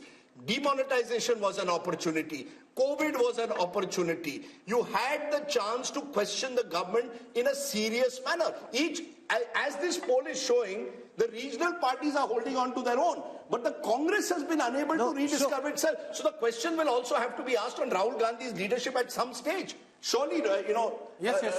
this poll, how long is the Congress going to sort of protect him? I think the biggest problem that the opposition is facing is a face. Who Modi versus who? Is it Mallikarjun Kharge? Is it Rahul Gandhi? Is it Mamata Banerjee? Is it Arvind Kejriwal? So people have no idea. Is it M.K. Stalin? Is it some other, chief minister? So, nobody knows. So therefore, Mr. Modi is having it, very easy. And the survey is indicating at that. If there was a face, if there was a, sort of caste affiliation, if there was issues, talking points attached to it, perhaps the outcome may not have been very different, but there would be something like 2019-like situation. Is he invincible? I mean, at this point of time, can we say that Mr. Modi is invincible? Could the opposition have done anything better to change the mood of the nation? Maybe a better word is unstoppable. Yes. What could it have done? There is always a possibility, but I think of politics structurally. And the nature of politics is such that opposition does not have many chances. To use a cricket analogy, if, say, Tendulkar or Virat Kohli is in full form, no matter you ball a Yorker or you ball a sort of like, a googly and spin, they will hit you. But Tendulkar has got gold, Modi has never got gold. This is why leaders are important. But think of 50s and 60s politics. Was there no leaders in opposition? There was Lohia and other things. Could they challenge Nehru and Congress party? No, because in political time, now you counted 7 things. Everything is in favor of BJP, right? So at the moment, I don't think there is any X factor. The only X factor could be that we have no sense of what's happening on the ground. People have made up different mind and they are telling something else. So at the moment, everything is aligned in favor of Here's what I wish to say. Let's just zoom out for a moment and think of the larger picture in a more historical perspective. I was at the Pran Pratishtha of the Ram Mandir at Ayodhya, where while Prime Minister Modi was being introduced, he was linked to Chhatrapati Shivaji Maharaj, the ideal Hindu king, who at that time, really demonstrated all the virtues that good Indian kings should have. So he's kind of being projected in a historical arc in that same kind of weight category. Rahul Verma, is there any contemporary political figure who comes to your mind who 10 years on, not just in India because there's no comparison here, but even internationally, 10 years after being in power, manages to increase his party's vote share by 3%. Go back in time. Who comes to your mind? Can I make someone who can? Yeah, who? We often tend to, since Nehru is still in the news. Remember, Nehru in the early 60s was a weakened prime minister, the war with China. Despite that, won. Please understand. No, but his vote share kept coming down. But his vote share in the years that he was in power, the Congress kept losing ground, the BJP is gaining ground. And there was no opposition. But where is the opposition today? That's what I'm saying. Where is the opposition today? There was no opposition. Where is the opposition? I think only Nehru can be compared. Rahul Verma, so you've got Nehru, Modi punching in the... From a party who got us independence, that kind of goodwill to Congress party after 47, with all the heavyweights of our freedom struggle on the Congress side, let's be very, very honest, the 52-53 mandate was not Mr. Nehru's mandate. 62 I'm talking about. 62, yes. But the vote share dipped. Vote share dipped a lot. No, and but there by was then no his actions goes up in 57. Yeah, but in 62 and after that, he's being punished for his actions. The people in India at this moment are rewarding Modi and the BJP for what they are seeing, far from punishing. Let's spend some time on this. Historically, who comes to your mind? Yashwant Deshmukh? No, nobody. I mean, nearest that from the... and one point which I wanted to make, where I can probably answer your question, is the hunger to win and willingness to work 24/7 to let that happen. And that thing, only person which comes to my mind is Mrs. Indira Gandhi. Yes. Besides that, no other prime minister in India had a hunger to win. I'm not restricting this conversation, Raj Chingappa, to India. Raj Chingappa, in a historical context, who comes to your mind? Somebody democratically elected. Only an authoritarian leader who knows how to fix, who knows how to fix the mandate across the world. How is he fixing the mandate? No, I'm not talking about Modi. I'm talking the only, when you say, give me an example parallelly. There are democratic countries where you will have the likes of a Putin in Russia and Erdogan in Turkey, who will know how to, in a way, manage the mandate. Erdogan had a very tough fight. He won with 6 percentage points. In a relatively free and fair system like ours, to do it over 3 elections with your popularity increasing, I think makes Prime Minister Modi sui generis. You look at Algeria, where there was, this thing that Burj Khalifa, when Nehru was there, then I went with Hamid Ansari, he was still Prime Minister. Yeah, but let's not compare Algeria with India. I think, Rahul, you make a very good point. In a democratic society like ours, with all the pulls and pressures, with, as we are seeing in our poll, South India having a very different politics, states like Maharashtra, Bihar, Bengal, Karnataka looking tough for a while. I think Mr. Modi has done the remarkable job of holding his popularity. I will only say this, and I think this is an important point that we need to make. While we talk of the invincibility of the Prime Minister, and I think CSDS's post-poll in 2019 showed 1 out of every 3 voters voted for the BJP because of Prime Minister Modi. The BJP itself is not invincible. That's why I made the slightly controversial point that if I was the opposition, I would focus on states where Mr. Modi is not on the ticket. The BJP is weakened. You want a strategy for the future? Start from the states. The problem is you're going to make this, the India Alliance has come into this 2024 election with no clue of how they want to face up to Mr. Just Modi. to remind the viewers, Rahul, once and again, we are so damn focused on 14, 19 and probability of 24 that we are forgetting the fact that BJP as a party has lost 50% of the elections in this country in the last 10 years. 50%. Yeah. So invincibility of Mr. Modi as an individual which the BJP is benefiting from is not exactly the invincibility of the BJP. Number one. Number two, yes, I concede and I understand being a conservative pollster, this is probably the starting block of BJP and the NDA. And majority of our polling was happened before the Ayodhya Pran Pratishtha. That impact has to come in, and with the way they are looking out for alliance partners and the way they are going about it, this can only go up. Having said that, if you will ask me if there is any, I don't see a black swan because nobody can predict a black swan, but one red flag, that is the complacency factor. Complacency factor was the factor which caused them. Are they looking complacent to you? No, they are not. But 2004, urban areas, the turnout dropped by 18%, and that caused the BJP. Modi is no Vajpayee. That's precisely what I was trying to say. They have learned their lessons pretty hard, and neither Also, Modi there is is a very- Can I give you a very nor interesting Mr. anecdote now? Bhagwat is Mr. Sudarshan. Sure. Both the factors are remaining. Can I give you a very interesting anecdote? Just this morning, I was told by an MP, Parliament has been extended by a day. The BJP is going to put out a white paper on what the Congress did over 10 years. क्या जरूरत है अगर 300 seat मिल रहे हैं? What to put white paper? लगता है desperate है. मैंने कहा desperate नहीं है. They want to take that 320, 330 that the mood of the nation is good because he wanted to know the numbers. 320, 330 to 370, 375. एक दिन भी नहीं छोड़ना है Parliament का. If we can get an extra Saturday in, where all the TV channels for 7-8 hours will talk about this white paper, keep the mahal going. So there is no complacency. On the other hand, it's like a team which has scored 350 runs is sure to win. But things, last 10 overs, all 100 run करके 450 जाते हैं. Amitabh Tiwari, look at how this 400 par is seeping into the psyche of the opposition. The Congress guests we had today, even Kharge ji in Parliament, they are referring to 400 par. They should be dissing the idea of that. It's like you have the most, forget ideology for a moment, you have the most competent practitioner of the political craft up against the most inept practitioners of politics in the Congress. You are right. That is why when you have them go head to head. What Modi did, sorry, Raj, just a quick point. I think one, when you look at what he's done in terms of 370 and 400 for the NDA, he's addressing what the concerns Yashwant was talking about. He has pushed the bar even further, higher and better. So, and today you feel he's getting 303 and he shouldn't be getting 400. No, but you heard what Rashid said. The second point. Congress will be happy with this. The second point I would like to make. Ek chota se point. Yes. You see that Congress thinks that if India Today and Yashwant Deshmukh are saying 71, it means Congress is well past 100 seats. That's how they're thinking. Yeah. No, I just have a quick addition to this one. You were asking about who else would you go. I think Mr. Modi is in a league of his own. And internationally. Internationally, yes. And see, we are the world's largest democracy. I think we have produced great leaders. Precisely. You may not agree with Nehru or what he did. Kamit Diyar, it was Nehru. Kamit Diyar, this time, it was Modi. And I think we must, in many sense, commend that rather than bring comparisons Indira Gandhi. Okay, so Nehru is one comparison.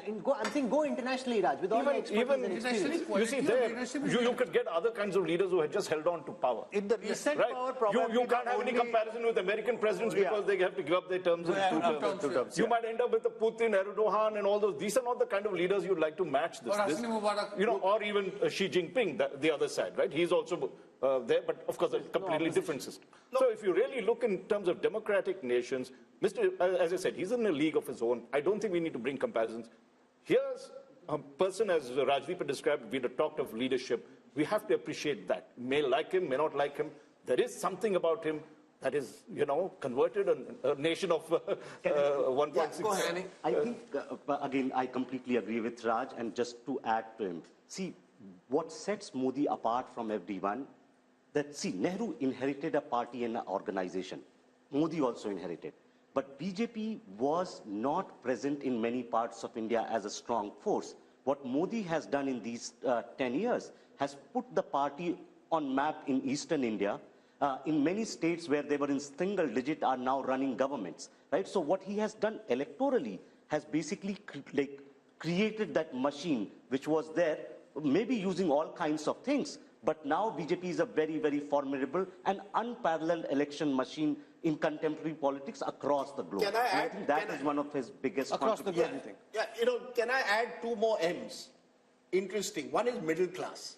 I remember Arun Jaitley telling me this 10 years. He says, as India becomes more and more middle-class country, he believed that the BJP was there at the right place, right tap, to capture on the energies of this middle class. I believe post-1991, ironically, the Congress party didn't capitalize on the zeitgeist of this new India. They went in the other direction when they should have actually taken credit for Manmohanomics, built this middle-class constituency. Look at across urban India, and as India gets more and more urbanized, look at BJP's performance across urban areas. Mr. Modi is popular in both rural and urban. We forget the Labharti scheme and the impact that has had, direct benefit transfer, using it to put money in people's hands. But I think middle class has become a core constituency of the BJP, and they've built around that. And whether we like it or not, it may be the elephant in the room to some majoritarianism. Particularly in North India, there is a sense of a Hindu majority. The point you made, a new republic, somewhere it's the Hindu assertion. That also is a major factor. When I add Labharti and Hindu assertion, I don't think you can win an election. But which government in the past, Rajdeep, has spoken of making India a developed country and set a timeline for it? Sure. And actually then mobilize the will and try to build the circumstances which allow us to move in that direction. This is the only other government that I know. Rahul, I want to only put one small caveat, which is there are areas of darkness in this country. Let's be honest. Whether it's the ethnic but there are areas of darkness in the United States. There are areas of darkness in Europe.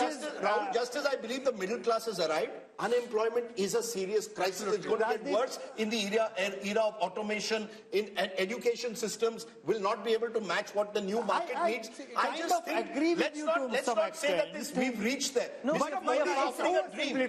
Mr. Modi is offering a dream. And making the effort to achieve that dream. He's offering a dream. He's offering a vision, and he's making the effort to take us in that direction. So it's not as if he's sitting on his laurels. But then aspiration is not just middle class, Rajdeep. Middle class is like 50 shades of grey. Anybody who is not in BPL family is a middle class. Okay. So from lower middle class to middle class to the higher middle class, it's an aspirational class. And he is a person who is showing a vision and a dream that, okay, you are maybe suffering, but what the India which I'm trying to make will be a great India for your kids, your grandchildren. And he's working towards that. But then tell me, if this was also perfect, the double engine, as we saw in certain states, doesn't work. I think India is too complicated to reduce it to, Modi's captured the attention of all of India in every election. That's why he's captured it in a presidential style. In elections, increasingly are presidential at the national level. Mera leader kaun hoga? Mera prime minister kaun hoga? Mr. Modi, with his consummate ability as a communicator, and the point I keep making, Rahul, which Prashant Kishore also now makes, Mr. Modi's been around 50 years in politics. He's seen various, these black swan events, you're able to conquer sometimes through your past experience. It's like a journalist. If you've been 40 years, we can do live program. Pehle saal, it was a struggle. Mr. Modi's been there. He's done the hard yards. Let's give him credit. He's been in power since 2002. He's been in power for 22 years, and that gives him experience of hand. On the other side, he's become elite. You've got regional leaders who've been stuck in their states. I think one of Mr. Modi's major achievements is from Gujarat Chief Minister. When he became Gujarat Chief Minister, we thought, ye kaise banega, RSS ka aadmi hai, has no experience in governance. When he becomes Prime Minister, we said, yeah, Prime Minister kaise banega? You said. Look, no, one minute. I will say this, and I have proved Mr. Javed Akhtar at a dinner in 2012. 1 week after Modi won Gujarat a third time, he said, yaar, kya lagta hai, Modi ji aayenge center pe? To maine kaha, hai, I think Modi ji will come to the center. I think he will win the elections. 2012 December, before he tilted. He said, nahi, he is haunted by 2002, nahi ho sakta hai. I said, sir, there comes a time when a person can sort of go beyond his sort of past to the future. So I will not take that, but I will say this, that he surprised people. I would certainly. And he continues to surprise people. He continues to surprise. He continues to surprise the same people who never cease to be surprised. But that's a different matter. That's a good line. That's a good line. No, but it's true. It's true. That's true. The thing is that, see, the matter of fact is that he works hard. And I think pretty much, and I've said this to Raj, that, as one of my physics professors, he never used to give us marks on the final answer of the numericals. He used to give us the marks on what did we attempt. Dimag lagaya ki nahi lagaya, koshish ki nahi ki. I think Indian voters are coming to an age where they want to see the leaders make an effort. If you make an effort, they are even willing to own up your failures. See how people have owned up his demonetization failure. Okay. People, majority of them say, galat tha, lekin sahi niyat se kiya. Okay. Now, so we are out of time. We are out of time. We need to finish. There are two politicians which are fascinating in that sense, using this effort point. One is Mr. Modi, one in a very different way, Naveen Patnaik. Yeah. 25 years, never lost, and you ask people, nahi sir, koshish kar raha hai. You see, Indian voters, he's right, want to reward well-intentioned. Okay, so we are out of time. We need to wrap up. Rajdeep? No, just one little point. I think it's more than just try. Modi delivers. He has demonstrated that on time also. Whether it is building a parliament building, getting things done, he makes sure. And that is the culture change. And also remember that at the end of 10 years, Dr. Manmohan Singh, with no disrespect to him, was completely tired. The government was just coming apart. Even Vajpayee ji, at the end of his 6 years, was very tired. He had to say, na tired, na retired. But, the government wasn't energetic. Prime Minister Modi continues to stay as energetic, as pumped up, where people around, and I've seen younger officers, much younger than him, and at New York, at the yoga day, I asked one young officer in his team, "Arey, tum kyun nahi kar rahe?" "Arey, nahi, unme zyada energy, hum mein kam." So, that's like people half his age. Okay, so Rajdeep, before we wrap up, if you were Modi, what song would you be singing tonight? What's that song that Shah Rukh Khan had? Number one. I don't expect me to know. What is the song? I'm the best. I'm the best. I'm the best. Koi hero yahan, koi zero yahan. I'm the best. Look, Mr. Rahul Gandhi, what song are you singing tonight? You're putting me in trouble because ye kya hua, kab hua, kaise hua. Look, there are lots of songs. But look, seriously, I hope for the Rashid has another song. Can I though say something? For the sake of Indian... Okay, Amitabh Tiwari, 1 second. अपना time आएगा अरे भाई advisers बता रहे हैं उसको यही अपना टाइम आएगा Rahul, he's sounding like Devendra Yadav. Look, let's not rule out anything. Like Devendra Yadav. Who? He's saying Rahul Gandhi thinks अपना टाइम आएगा. नहीं, Rahul Gandhi is being advised कि अपना टाइम आएगा. Look, I hope for our sake of our democratic process and indeed for our television coverage, we have an exciting election. I hope that this mood of the nation doesn't result in most people believing up kyun dekhna hai. No. Jeetna to hai. But is that the reason he has given this shagufa of 360, 370 and 400? Because he might be feeling, Rajdeep bore ho raha hoga. Kuch naya do. We're out of time. If you look at the numbers across social media, across digital, across television over the past 4 hours of programming, I can see that there is interest. So Rajdeep may be feeling slightly, there's no fun over here. There's a lot of excitement, buzz around the India story, a lot of excitement about the Bharat of the future and around these poll numbers as well. And I think that will continue through. So I think Rajdeep's earned his dinner. Sung for his supper? Sung for my supper. India has been modified, it appears, as per the mood of the nation. We'll wait and see what the voter really wants. This was simply a teaser to what might be lying ahead. So day 2 tomorrow. A lot of detail on impact of Ayodhya, the impact of Nitish Kumar switching in Bihar, the performance report card of the Prime Minister, his government, the opposition, all that and more coming up in part 2 of the India Today Mood of the Nation all through the day tomorrow. So we'll see you again.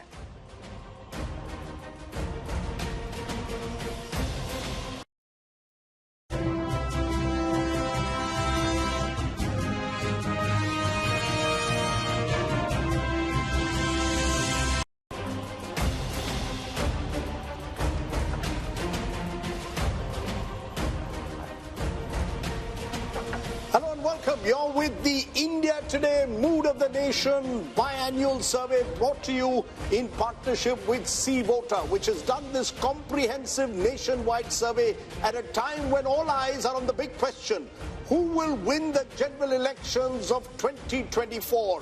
That's the question that we're going to answer in a detailed manner this time, but not just the big picture. We'll be going state by state to bring you all the results you've been waiting for. This is the last Mood of the Nation opinion poll before the general elections of 2024, which is what makes this that much more important, and so much rides on the results of this Mood of the Nation opinion poll. Let's introduce you to our guests who are going to join us over the next several hours as we bring you the results of the Mood of the Nation poll. I want to start by introducing Yashwant Deshmukh, lead cephalogist at C Voter. He's got this fancy Himachali cap on and has been working very hard over the last several weeks, and lots of changes, Rajdeep, in the chess drawing board, forcing revisions in the MOTN sample. So he's really been working doubly hard, not just because of us, but also because of all the changes that And there could be more changes within the next month. You know, change is the only constant. Next month or tonight, tomorrow, there could be changes galore, and therefore we'll have to keep looking at these numbers very carefully. Flanking him is Raj Chingappa, editorial director at India Today magazine. He and his team have worked on compiling and dissecting the results of this poll, and you can read the analysis in the new issue of the magazine, which is out in stands now. We've got Amitabh Tiwari, who's joining us, political analyst, and to our left we've got Rahul Verma.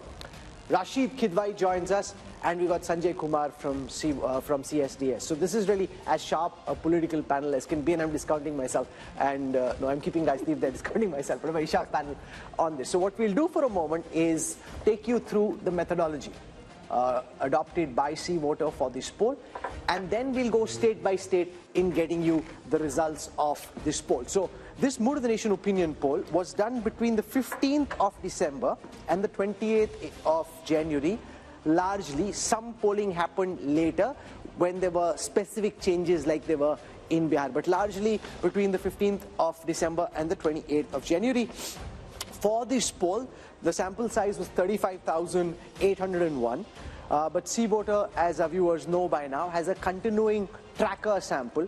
So that adds 1,13,000 interviews to the Mood of the Nation sample, giving us a robust sample size of 1,49,000 for this sample and the tracker that's been going on between the 15th of August and the 31st of January. So there's a 3% plus minus margin of error at the micro level, and Yashwant claims he has a 95% confidence level. So that said, Rajdeep, let's now dive straight into the numbers for Uttar Pradesh.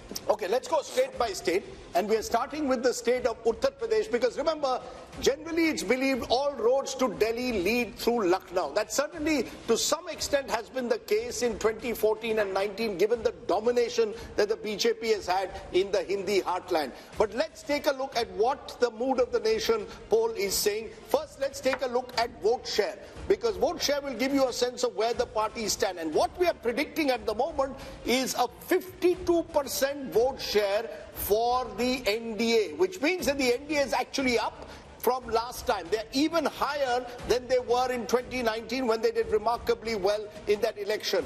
The India Alliance, and presumably this India Alliance includes the Congress, the SP and the RLD as of now. The RLD could well switch sides. Therefore, at the moment, they're at 36%, up 10% last time, but they have lost the BSP, which was in 2019 with the Samajwadi Party, and others 12%, primarily the Bahujan Samaj Party. But the key thing is, how does this translate into seats? That's the difficult task that Yashwant has undertaken. The seats, what would the seats be in the 80-member UP Assembly? And just take a look at that. The NDA goes up from 64 to 72 out of 80. It's a gain of 8. So NDA, BJP holding rock solid in the saffron heartland in a way. The India Alliance 6 to 8, so only a marginal increase, and that's divided between 1 for the Congress and 7 for the Samajwadi Party. Others are completely wiped out. The 10 last time were the BSP. So Rahul, the first big numbers clearly show the BJP holding its own in what's become its bastion. And if the BJP is already at 72 in the way the state plays right now, Yashwant, the most important question is, now that RLD is very clearly in talks with the BJP, if Jayant Chaudhary was to join the NDA, where could that 72 reach? Well, I mean, of course, it will impact minimum number of 2 seats for sure. But it's not just about how many seats that RLD is contesting and they are likely to win. It's also about the overall impact of the Jat voter consolidation in the entire Western UP, and not just Western UP, but across in other states which have a significant number of Jat voters. So that, having said that, Rahul, let me be upfront about this one. And me and Raj discussed this so many times about the numbers of the seats and everything. You know, I am a conservative pollster. And I find it very difficult to tell people that, you know, why are these others or other NDA numbers or non-NDA numbers coming up, even when you have NDA or BJP crossing 50% of vote? That is simply because of the probability. When you say any party is there in that particular region, even if you cross 0 to 1, in UP with 6 regions, you end up with 0 to 6 kind of range. So it's also a question of probability. Otherwise, this number with this kind of a vote share could end up anywhere. So you're saying it could be 80 also? I will not say it cannot happen. No, because he's sitting on 72 and he says, I'm conservative. No, it is a possibility. You know, it can't be ruled out. But let's, you know, we are T20 style today. So I'm going to ask all our panelists quick responses because we are going through the entire country. Raj Chenkappa, Uttar Pradesh, as I said, the road to Delhi leads to Lucknow. If this is the result of Lucknow, clearly the keys to Delhi are in the hands of Prime Minister Modi. No doubt Uttar Pradesh is the bellwether state, and if it is showing the kind of results that the India Today C voter poll is showing, the BJP is on its way. I would only like to point out a little bit of history because the Prime Minister Modi had said he'd want to win 405 seats and for the BJP 370 seats. So if you look back, the only person who did that was Rajiv Gandhi, who won 405, and of course subsequently it became 414 when Assam and Punjab were added on. And at that time in UP, that was the undivided UP, I think the Congress won 82 out of 85 seats. It was a sweep. Now, if we are going by these figures, and they've touched 50%, I'm sure the other pollsters would say that the BJP would require to max in Uttar Pradesh if it has to get its target of 370 that it wants. Remember, those two elections are very different, Amitabh Tiwari, because the 84 election was held in the aftermath of the assassination of then Prime Minister Indira Gandhi. It was an election won largely on the back of sympathy. Here is Prime Minister Modi, who's been in power for 10 times. This is not a empathy, sympathy vote. This is a performance vote. If you end up 72, or if Yashwant says could be even higher, that would be the most incredible performance imaginable. Yeah, so if these numbers hold true, if you see whatever is BSP's loss of 10 seats is largely accruing into the tally of the BJP. BJP is gaining 10 seats at the expense of BSP. So if these numbers hold true, then what is clearly being shown is that it is largely a pro-incumbency vote. It is a pro-Modi vote, it's a pro-development vote, it's a pro-vote for his policies and the way he has handled the economy. But are you surprised because Rahul Verma, Uttar Pradesh was for a long time, for about 30 years, completely fragmented. Now suddenly, since 2014, the BJP has come to dominate the state, 2 general elections, 2 assembly elections, and now you could have a 3rd general election. Is the BJP therefore entering into UP much like it was in Gujarat, a completely dominant party, 50% more, 50% vote and more, suggests a dominant state? Absolutely, Rajdeep. One reason for fragmentation in the 90s and early 2000s was that there were at least 4 credible players that were present. BJP, Congress, SP and BSP, the regional parties were very, very strong. Over a period of time, Congress declined and also BSP declined. So why Yashwant is saying that the numbers are conservative? Because this time BSP is moving out and they are still holding on to 10% or some vote share there, which means that actually the numbers could be much more than 75, even touching 78. No, but here's the thing. It reflects the continuing trend of elections becoming bipolar. Remember, the BSP, according to Yashwant's analysis, is projected to come down from 19% vote share last time to 8% this time. That's 11% down. And this is a party which in 2007 had won 200 plus seats. So that just shows how the BSP has ceded ground to now become a rump. 8% Sanjay Kumar for the once mighty BSP just shows that for time to come, elections in UP will be BJP on the one side and Samajwadi Party on the other, with a much weaker Samajwadi Party against a much stronger BJP. Rahul, we need to understand why elections are becoming bipolar not only in UP but in Bihar and many other states. Because I get a sense that the entire election now is being contested in the name of Prime Minister Narendra Modi. I don't see this election as a contest between Rahul Gandhi and Narendra Modi or Narendra Modi versus any other leader. It is a referendum on how do you rate the performance of Prime Minister Narendra Modi. So people are divided on 2 axes, pro-Modi, anti-Modi. And you see the election becoming bipolar on this, not on the issues, but largely on this factor. If you are on pro-Modi side, you tend to align, your party tend to align with NDA. And if you are anti-Modi, you tend to align with the UPA.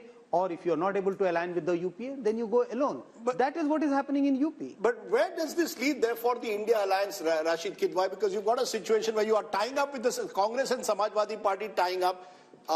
We still don't know how the seat distribution will take place. But when they look at these numbers, there'll be a sense of hopelessness almost, particularly if Jayant Chaudhary also leaves the alliance. Even if Mayawati, was to come on their side, which seems unlikely in a few weeks' time, either way, India Alliance is starting this race with one hand tied behind its back. Yes, Sajid, there is a total sense of despondency, but I still think Mayawati is the biggest insurance policy that BJP has in Uttar Pradesh. Imagine this 8-10% vote going to India Alliance would have made material difference. And second thing is how many Gandhis, 3 Gandhis, Rahul, Sonia and Priyanka, how many of them are going to be in fray? Because unless they contest, and same applies to Samajwadi Party, Akhilesh Yadav and Dimple Yadav and all those people, credible people. So what's your sense? Will any of the Gandhis contest now? I think they are looking for Rajya Sabha route. At least one of them will get into No, but Rajya I don't Sabha. agree with Rashid Kidwai. He says BSP joining the India Alliance makes a difference. Even if I add 36 and 8, that's 44. Up against 51 for 52 for the NDA, it still leaves them 6 short. No, but even if there is perfect transfer of votes, even if there is perfect transfer of votes, which we saw in the last elections when they were both stronger in the BJP, not as strong, it still didn't make a difference. Look, Rahul, BJP is the dominant party of UP. There's no doubt about that. And all the other parties are basically trying to compete for that same anti-BJP vote that exists. So even if they come together, they're actually only consolidating the anti-BJP vote. The BJP vote itself, once it's crossing 50%, even if it was 48% tomorrow, they would still be well over 60 as they were in 2019. So I think... And Rahul, we are not factoring in the Ram Lahar, which is there. There is a lot of... Why people are shifting? Because they think that there is going to be a huge, consolidation in favor of BJP in Uttar Pradesh. And now, that explains why this was a cricket match and the BJP ends up 72 out of 80 in the first state. And the projection across our table of really sharp political minds is that it could actually even be more. Then, the Congress and the India Alliance are out of the race even before the race has begun. Shehzad can say, okay, thank you very much. I don't need to do the talking. Modi is doing the talking for me. Rahul, no game is over till it is totally over. So I know this is a very disappointing save for the India Alliance.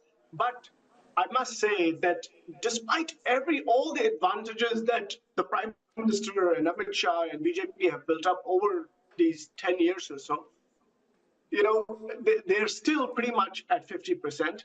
The opposition has not been able to come together as we need to defeat this power so far.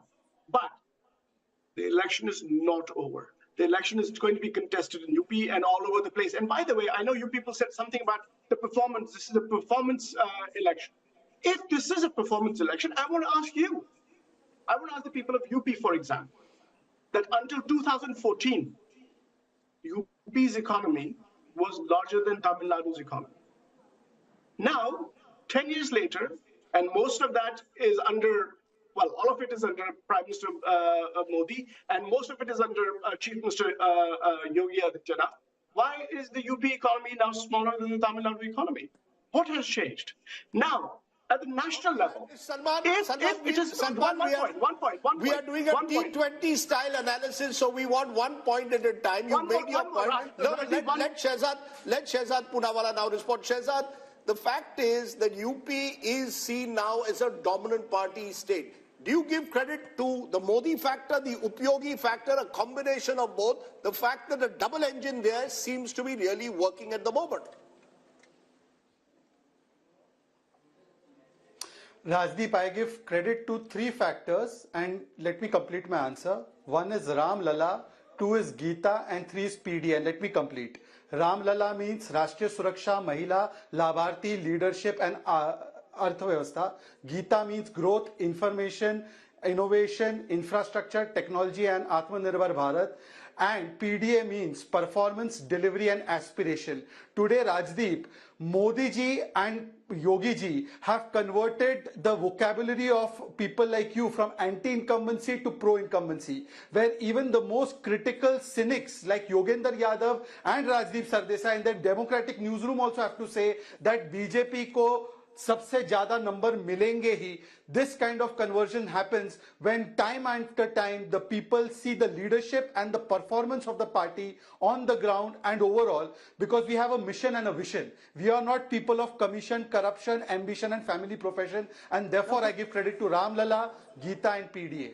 You know, I love his acronyms. He's going to go very far in politics, given those acronyms. Mr. Modi has clearly got a few bucks in the party who know how to use acronyms rather well. What I want to do now is play out a small excerpt from a show we had earlier today from Lucknow, where we spoke to voices on the ground, trying to get a sense of the pulse in Uttar Pradesh. So here are some excerpts from the Mood of the Nation poll from Uttar Pradesh from earlier today.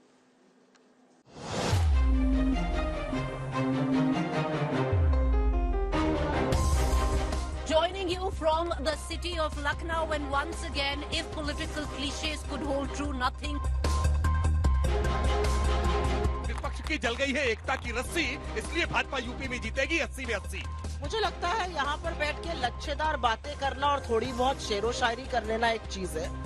आप धरातल पर आके असलियत देख लीजिए। हम पूरे विश्वास के साथ कह रहे हैं कि कांग्रेस पार्टी का उत्तर प्रदेश में खाता नहीं खुलने देंगे। युवा चाहता है रोजगार, और रोजगार के नाम पर आप कहते हैं पकौड़े तल लो। केवल भारतीय जनता पार्टी है जो बढ़ती हुई दिखाई दे रही है, बाकी सारे राजनीतिक दल आपको गिरते हुए दिखाई दे रहे हैं। आप सबके अकाउंट में 15 लाख आ गए, 2 करोड़ बेरोजगार मिल गया, नहीं मिला। और जब अलायंस करना था ना, तब राहुल जी के प्रोजेक्शन के लिए उनकी एक यात्रा प्लान कर दी गई, और जहाँ जहाँ चरण पड़े राहुल के ताता बंटाधार हुआ।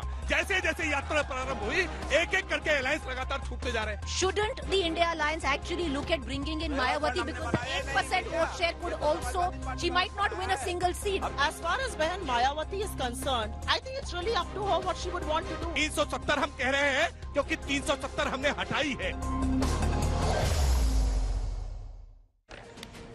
I want to come now to the state of Punjab, and just keep in mind that the numbers that you're about to see assume that the Aam Aadmi Party and the Congress will find a way of fighting together. But this is a state where AAP and Congress are 1 and 2, and whenever two parties are 1 and 2, they typically find it very difficult to be able to distribute seats amongst themselves. Between 2 and 3, it's much easier than it is between parties that are 1 and 2. But since that's the way it is seeming on the surface, that's the calculation that we're about to show you. So here are the numbers for Punjab. I'm going to start by taking a look at the vote share numbers first. The BJP had 10% vote share in the previous Lok Sabha elections.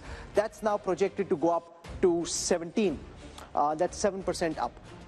The Aam Aadmi Party had 7% vote share in the last Lok Sabha elections. That's now projected to go up to 27. That's 20% up from the last time. The Congress had 40% vote share in the last elections. That's now projected to come down to 38. That's 2% down from the last time. The Akalis had 28% vote share. That's now projected to come down to 14, a loss of 14% for the once formidable Akalis. Let's take a look at how this converts into seats.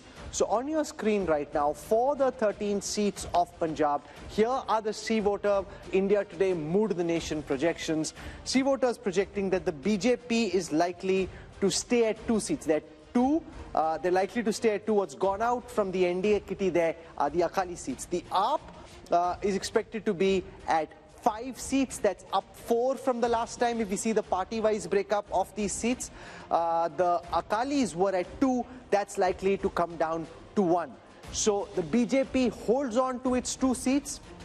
The AAP goes up from 1 to 5. Remember, in the first election they fought in 2014, they had 4 seats. So they go up to 5 this time. The Congress at 5. There were 8 last time, so they're down 3.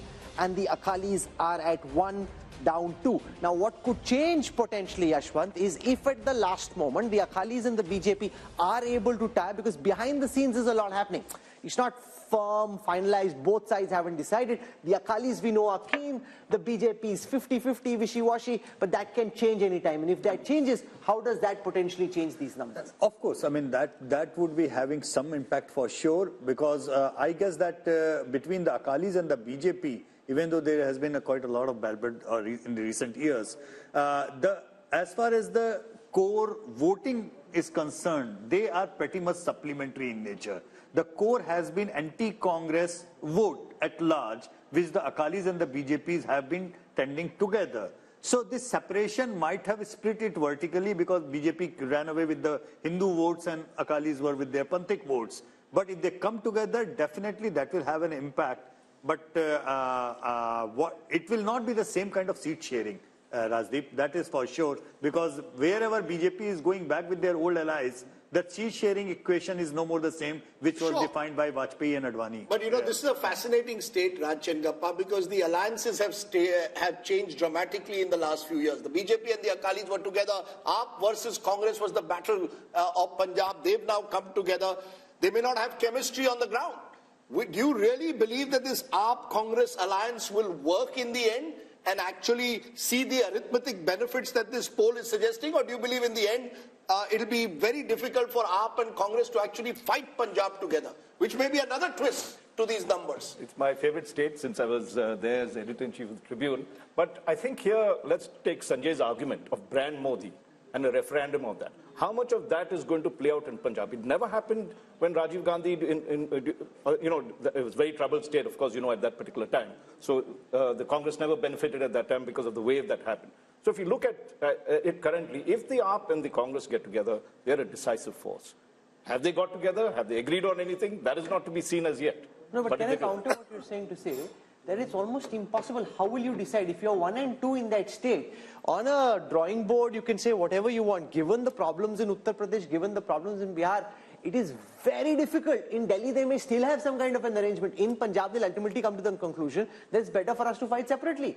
No, they may well do that, Rahul. They actually seem to believe that that might even work to their favor. That, you have a multi-corner. No, so I'm saying then the premise of the poll for Punjab is flawed, because it hypothetically assumes that they're fighting together. Yeah, sure. But the one thing about Punjab, to take from what Raj Chengappa said, and that's the fascinating part of Punjab, Sanjay Kumar, it's the one state in North India where the Modi wave has not worked, both in 2014 and 19.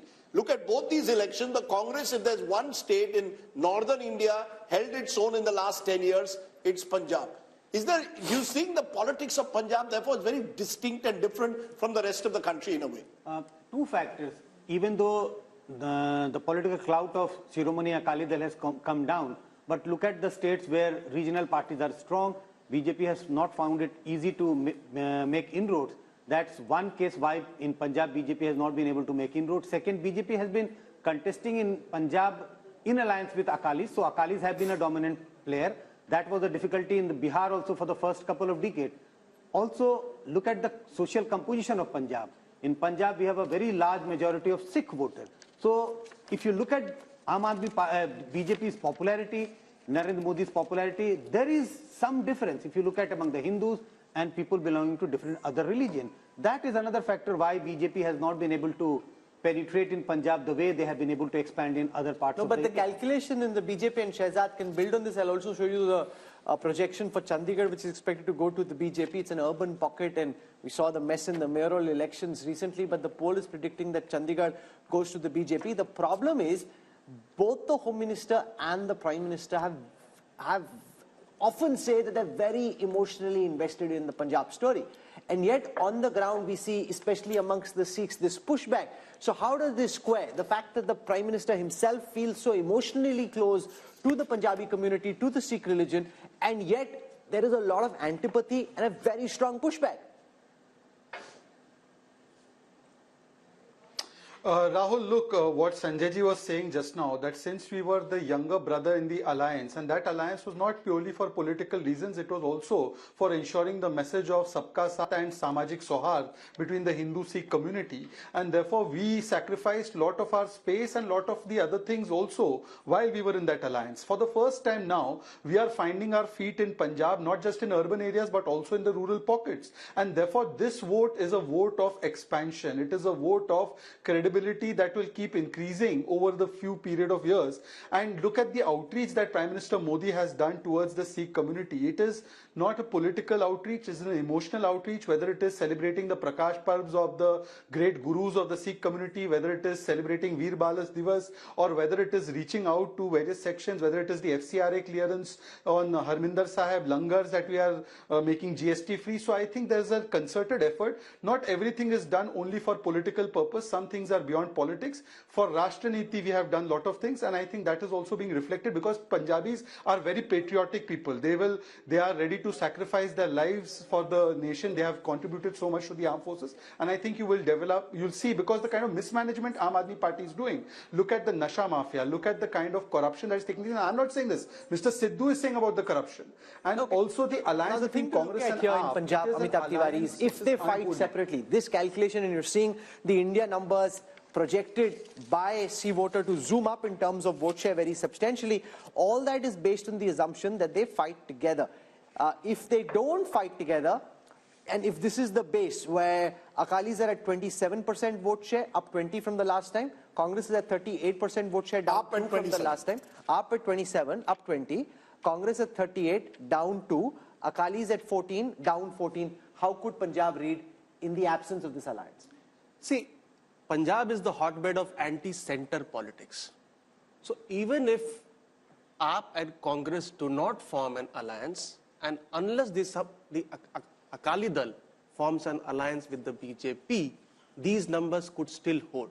So unless the Akali Dal ties up with the BJP, I don't see a substantial difference in the numbers, because the politics itself there is anti-center. Hindu being the majority in the rest of the country, but being a minority there complicates the political dynamics there. And you know, it's interesting to look at this, because if we turn to the next state, because I think these two states reflect just how India's map is so complex.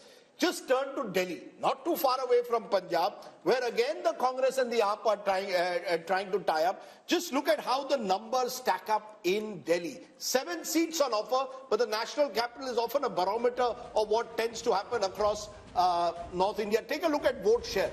As per this, in Delhi, even with the Congress-AAP alliance, you have 57% vote share going to the BJP and 40% to the India alliance of the Congress and AAP together, others 3.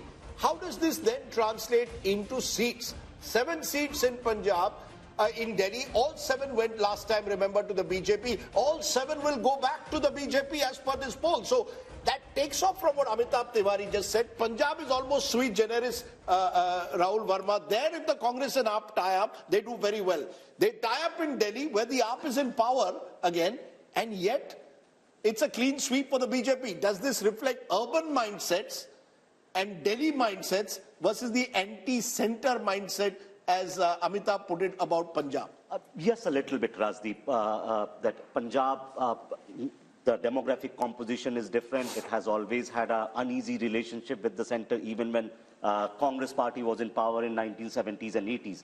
But you have to also understand that this alliance in both Delhi and Punjab is not easy. Because in Punjab, Aam Aadmi Party feels that they can gain these seats even without the Congress. So you've seen Chief Minister of Punjab making statements that we don't need to have an alliance. And in Delhi, even if they come together, they will not be able to make any dent. No, but why not? Why, the reason is that Congress explain why the Aam Aadmi Party in 2 consecutive elections has swept Delhi, but the BJP has swept Delhi in Lok Sabha. So BJP continues to hold 40% vote share in Delhi, no matter which election is happening. Congress gets 25% when Lok Sabha happens, but when Vidhan Sabha happens or MCD happens, Congress comes down below 10%. So that entire Congress vote, which is in Lok Sabha with them, actually shifts with the BJP. So AAP continues to be around 45 to 50% in assembly elections. But in Vidhan Sabha, BJP gains. No, but my view is it's the Modi factor. You know, what seems to be is that the Lok Sabha elections, you look at Narendra Modi. When you're fighting a state election, you look at Arvind Kejriwal. That's happened 2 elections in a row. And it seems, as per your numbers, it's going to happen again. It's a split vote, Rajdeep, and it's happening across India, across all the states. Honestly speaking, each and every state, if you look into the vote share of the last assembly and the last Lok Sabha in together, you will see somewhere between 10 to 25% of jump in favor of the BJP whenever the Lok Sabha elections are there. However, in case of Punjab, I must mention this because it's an important and critical point to add. In the last 10 years, in our daily tracker, there are only 3 states where Rahul Gandhi as an individual leader has scored over in popularity over Narendra Modi. 3 states all across India. One is Punjab, one is Tamil Nadu, and one is Kerala. And they have been like that. But one critical thing is, 10 years back, the gap between Rahul Gandhi and Narendra Modi was so huge in all these 3 states that it was a one-way traffic of sort. But over the 10 years, this gap is reducing and reducing and reducing, and it used to be in double digits. Right now, it is in single digits. But you know, the split vote, I think, Rahul, is going to become more and more important. Voters seeing Lok Sabha very different to Vidhan Sabha. And Salman shows that's your big problem in a way. In Delhi itself, in the heart of the national capital, even if you tie up with AAP, it's the BJP that sweeps the election. That suggests to me that that voter is giving a huge bump to the BJP the moment it's a Lok Sabha election and Mr. Modi is on the ticket. No, I look at it a little differently. What I'm seeing is, if this data is correct, and I have no way of knowing whether this is or this is not, we'll find out during the elections. But the Congress vote share is coming up in Delhi because people see, many people remember the governance that Congress has delivered to this country. And that is why I think you see the vote share coming up at that when it comes to national level politics. Why that doesn't happen at when state level elections? I don't know what you're saying, Salman Bhai. From 23, it's gone up to 25. That's up 2 up. From 18 is down to 15. That's down 3. BJP was at 57. It's at 57. So you're clutching at straws, really. Rahul, I was talking about the comparison with assembly elections. Somebody said that, you know, during assembly elections, the vote share goes down, and during parliamentary elections, it has come up. So clearly, people do remember that the UP at times are very good, and why should they not? I mean, the per capita income of this country... No, 1 minute, sir. You're still 32% behind the BJP. Rashid Kidwai, this is the problem the Congress is facing. When it comes to a Lok Sabha election, Mr. Modi is on the ticket. It appears that the Congress is not preferred to the BJP. We've seen that. Direct BJP-Congress fights, the Congress loses out. Now, even in an alliance with AAP, they may lose out in Delhi. Yeah, but Rajdeep, Delhi's story is very simple. It is due to Muslim vote that swings. In assembly election, Muslim vote tends to favor Arvind Kejriwal's party, and in Lok Sabha election, it favors the Congress. So that is why there is a kind of mismatch. And when we talk about vote share, we must look at the each and every constituency profile, and that's where it matters. So even if some parties maybe 40% plus, another party 57%, in 7 Lok Sabha seats, the results may be slightly different. So vote share. No, so you make an important point. In a seat like, say, Chandni Chowk or in East Delhi, where the minorities are in big numbers, Rashid Kidwai's argument is, and that's where we can go across Sanjay Kumar, that as far as the state is concerned, it may still be 57 versus 25 and 13, but in that concentrated pocket, it may help this alliance, if it comes together, put a tighter fight in 2 seats, at least East Delhi and Chandni Chowk. This is a possibility, Rahul. I don't rule out this possibility. But if we are looking at on one side 57 and on the other side it is, say, in the 40s, 42, 45, 46, this is huge gap, makes it impossible that there are chances of close contest or a reversal in a couple of constituencies. The real story is the BJP, which gets about 38 to 40% in Vidhan Sabha, goes up to 57 in Lok Sabha. तो Vidhan Sabha की बात ही नहीं कर रहे. No, that's the story. No, but that's the story. Modi, that's the story for Vidhan Sabha election, not for a Lok Sabha election. Sir, the point is the Modi factor, Rahul, is giving the BJP an 18 to 20% jump. That's the story. From 37, 38%, where it loses to the Aam Aadmi Party, which gets over 50%. So the Aam Aadmi Party is clearly seen as a Delhi regional party, and the BJP in a Lok Sabha election takes it. Whatever the minority vote may get consolidated, but the majority vote in Delhi is going firmly towards the BJP for the Lok Sabha. 6 months later, have a Vidhan Sabha election, and the situation at least twice before has been very different. True. This time around, we don't know. So I think that's Rahul the significance. wanted to make a quick point. Yes. 2 things. One, the minority factor will come into play only assembly elections, where the assembly constituencies are smaller and then you have enough number which can swing vote.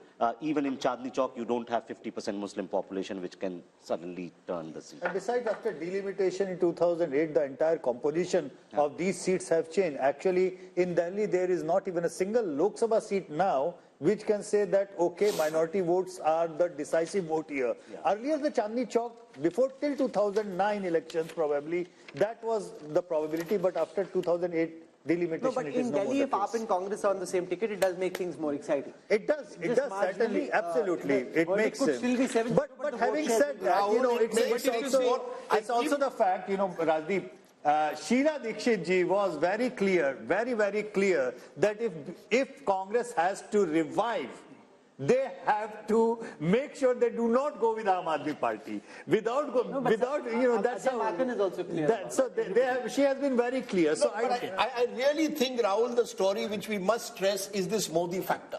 Because this kind of split verdict. But you're sounding surprised about it. No, because it's nowhere else in the world. You see, go across the world. A Republican state will vote for the Republicans, both for the Senate usually and for the presidential election. In India, you're seeing it now in 2 consecutive elections. For Delhi, we want Arvind Kejriwal, but upar hamare liye Narendra Modi. And you're going to see it across the country. Because America doesn't have a Modi, that's why. I don't think it's as simplified as that. I think the Indian voter has very consciously decided who I want for chief minister and who I want for prime minister. And I think it is fascinating because I don't think, as I said, I don't know any other country in the world where it happens. No, we make too much out of this, and this is my personal opinion. There is only 15 to 20% of vote which swings here and there. But that's a lot. No, but in only couple of states, except Odisha, except Delhi, do you see a split verdict of this kind? Yes, Karnataka. You see Karnataka in election after election, you vote for one party in the Vidhan Sabha, you vote for another party in Lok Sabha. I'm willing to have a small wager that there'll be another half a dozen states where this will happen. Can you bet like now, after Congress winning Karnataka in 2023, Congress is going to do same way as it done in 2019. But I met a Maharashtra leader yesterday. He said, we have put all our eggs, a Maharashtra Congress leader, we have put all our eggs in Vidhan Sabha. I said, what about Lok Sabha? He said, Lok Sabha madhe Modi aahe. Please understand. That's how they are seeing it. Here's the reality on the ground. 2019. Madhya Pradesh, Rajasthan, Chhattisgarh. Let's come to Madhya Pradesh and Rajasthan because this is a fascinating political adda, and if we go on, we can be here all evening. So I want to come now to Madhya Pradesh and take you through the numbers. We need to just step on the pedal a bit so we can go, otherwise we'll be here all evening. So in Madhya Pradesh, the BJP had 28 seats. Apart from Chhindwara, they won 28 out of 29 seats. This time, they're expected to come down to 27. The India Alliance had 1, expected to go up to 2. This is as far as votes are concerned. 58% last time for the BJP, same this time. And the Congress's vote share, 35 last time, expected to be 38 this time. So basically, you're predicting that one other seat could possibly go away from the BJP and one extra seat could get added to the Congress. I want to quickly go across to Rajasthan as well. From Madhya Pradesh, we'll take vote share first. The NDA had 61% vote share, the BJP had 61% vote share, this time 59. The Congress had 34, this time 35. Let's quickly see how that converts into seats. No surprises here. If that's how big your lead is, 59 plays 35 in a bipolar election, it's a clean sweep. So they're holding on, Yashwant Deshmukh, two areas where they shouldn't lose. You know, all these complicated, really detailed, finesse, nuance graphics that we have on the election intelligence dashboard, they're not going to be of any use. If this is how one-way the traffic is, then what's the point of all the finessing? Well, you know, I was just trying to give what Rajdeep was saying. I will just give a term to it. I call it Modi dividend. There is a clear-cut, on an average, 15 points Modi dividend as far as the Lok Sabha election is concerned. And the split vote, ironically, you know, I coined that term in 2004 while explaining why Vajpayee's popularity did not translate into votes for the NDA in 2004, because there was a lack of a split vote. And since then, we have seen slowly and steady, the number has been increasing. While Rahul is correct that, you know, in many of the states, it is not very clear-cut in that way, because in many states where BJP has been absent, their split vote also to take them across a threshold of 30% wouldn't come. Like, say, for example, Kerala. Kerala Vidhan Sabha election, BJP goes into single digits. In Lok Sabha election, they almost touch 20%. But you know, can I just make a point, and Raj, I want you to come in on this. When BJP swept states like Rajasthan and Madhya Pradesh in 2019, we called it the Balakot bump. That post-Balakot, Mr. Modi had taken over the entire space. Now, even without Balakot, the fact is in both these states, the BJP is holding its own, sweeping Rajasthan as per this poll. 27 out of 29 in Madhya Pradesh. In Rajasthan, there was a close contest just a month ago. And yet now, Lok Sabha, it appears it's the BJP all the way. What explains it? So we can even throw Balakot probably out of the equation. Just say there is the Moditwa factor. You know, if you look at it, and if you ask somebody, even in Delhi or in Madhya Pradesh, who would you really want in the center? I mean, that's the question. And that answer is a very logical answer that voters would give. I would gather in Madhya Pradesh as well, who is the Congress projecting for them to vote for? Even as Prime Minister? As Prime Minister. Whereas you have Modi, and he has performed well. The state has rewarded him well. And I think here, if you look at it, just to make a larger point, there has to be a saffron wash, what I call a saffron wash, in about 6-7 states for the BJP to get to its 303 or 370. Madhya Pradesh is one of those states. It lost one seat last time. And there's a whole cluster of states where their vote percentage is 50% or more. I think, let's take the seats, 223 seats or so, where their margin is so big, over 5 lakhs or something, that they will win. Madhya Pradesh is one of those states that's there. So there are 2 points I'd like to make. One is what you were saying earlier, that the Modi factor will work very, very strongly to dispel any state kind of resistance that is building or any Congress support that could move towards Rahul or anything that's there. And two, these are the kind of states where when we have 50%, the opposition has no chance. Sure, but you know, Amitabh Tiwari, this comes back to the point which many people have been making, that the real battle for the opposition was to try and take on the BJP, where there's a direct BJP-Congress fight. 186 seats last time where there was a fight, the Congress won just 12. If these numbers are to be replicated, it once again shows where the Congress is the main opposition, i.e. Madhya Pradesh, Rajasthan. The BJP is the front runner, and you're seeing the Prime Minister in all his recent speeches not focusing on regional parties, targeting the Congress, the Kamzor Kadi, as the BJP sees it. Yes, so one of the main reasons why BJP is again sweeping both these states is because it is facing Congress as the opposition, number one. Number two, the India alliance partners do not have a single vote in these two states. So there is no advantage to Congress of any India bloc formation because it does not get the reciprocity. And number three is that, as you said, the Modi factor, let's say. So 33% people, or rather 37% people voted on the name of the PM face. So if you don't have a PM face, you are excluding 37% of the voters from the target segment. These numbers leave the Congress party. They've lost Madhya Pradesh, they've lost Rajasthan Assembly election, they've lost Chhattisgarh. Now you've got a possible sweep as per this Mood of the Nation poll. Will it only further demoralize the Congress in the heartland?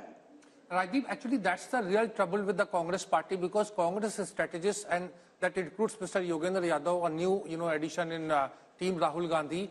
and I heard, once he told you also in an interview, he seems to think that the, Congress will get 7, 8, 9 seats in Rajasthan, 5, 6 seats in Madhya Pradesh and in Chhattisgarh. So there is, he's converting that vote percentage, that 40% plus vote of the Vidhan Sabha into Lok Sabha. And that is where I think there is a tactical error, but Rahul Gandhi is buying that. And India Alliance is buying that.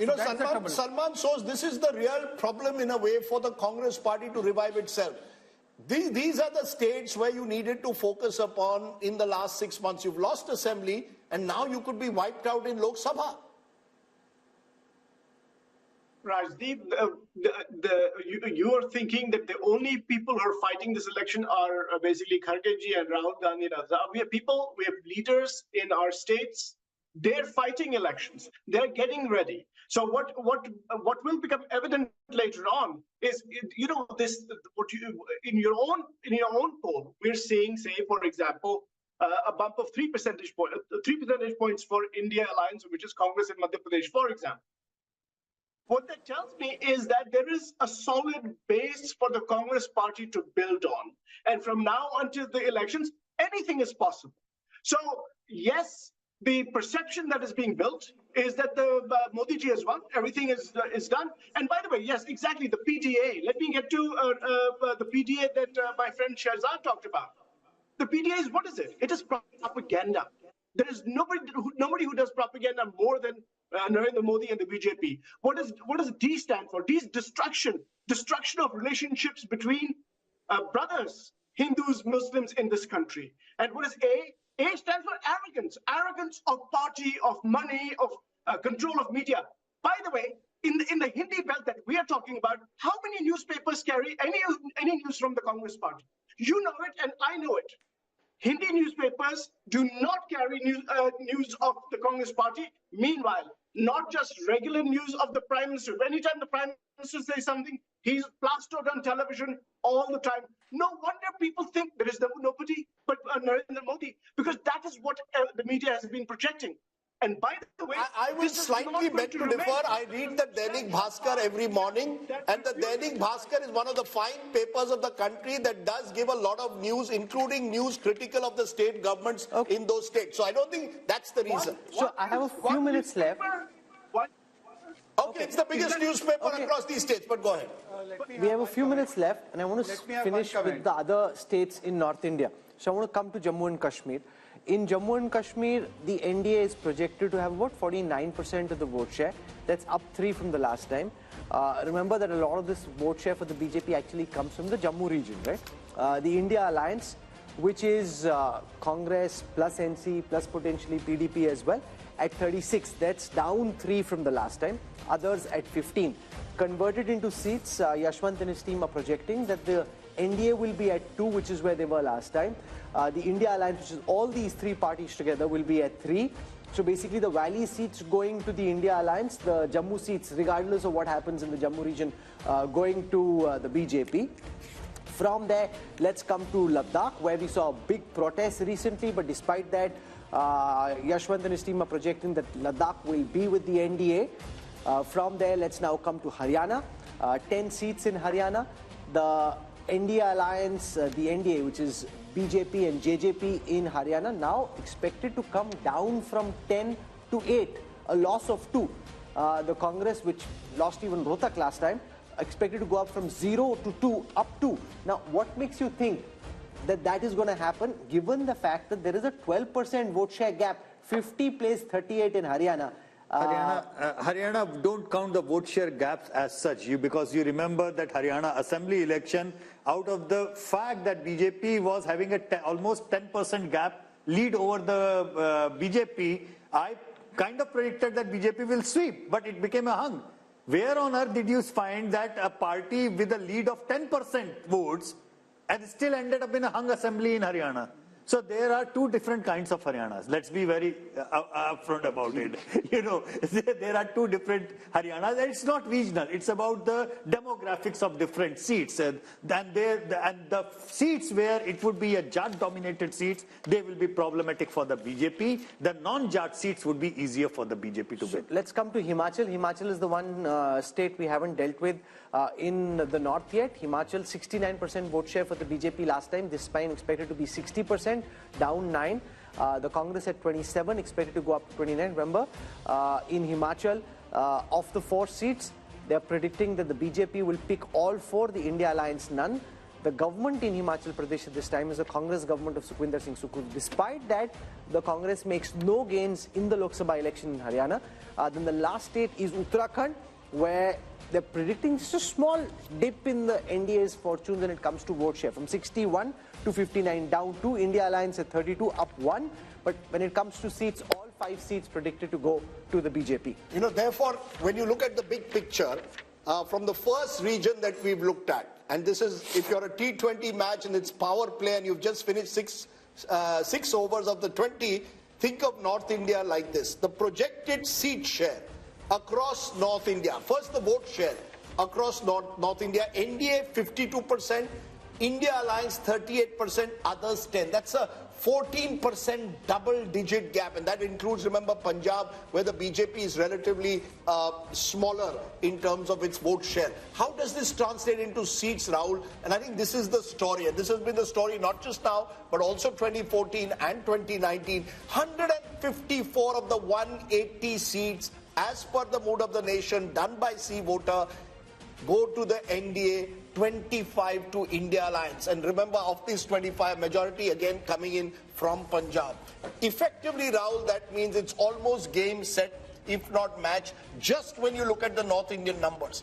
I mean, it is almost impossible then for any side to match up when you lose so big in such a large part of the country. And it's been the northwest monsoon that has really won the BJP 2014 and 19. We haven't come to the west yet. You've seen the northern torrential downpour in favor of the BJP. We'll show you what's happening in the east and what's cooking around the Bay of Bengal in the east, and what's happening in the west along the Arabian Sea. So all that coming up in the second hour of programming. We've dealt with the north, where if this was, Rajdeep said, a T20 match, you know, this is just one-way traffic in this T20 match. You got one team which is blazing away. 6 overs, 100 runs. Huh? 6 overs, 100 runs. 14 runs and over, or 15 runs and over. Which, you know, really makes it almost impossible to come back. And the thought that's coming to my mind, you know, there you see my election intelligence dashboard working. So many great ideas, so many different data sets which we are cutting and dissecting and diving. I'm wondering what's the point. If it's all pointing in the same direction, then there's going to be a lot of effort which won't really yield too much results. But anyway, unlike the opposition, we need to fight on. We need to bring all those data sets together for you.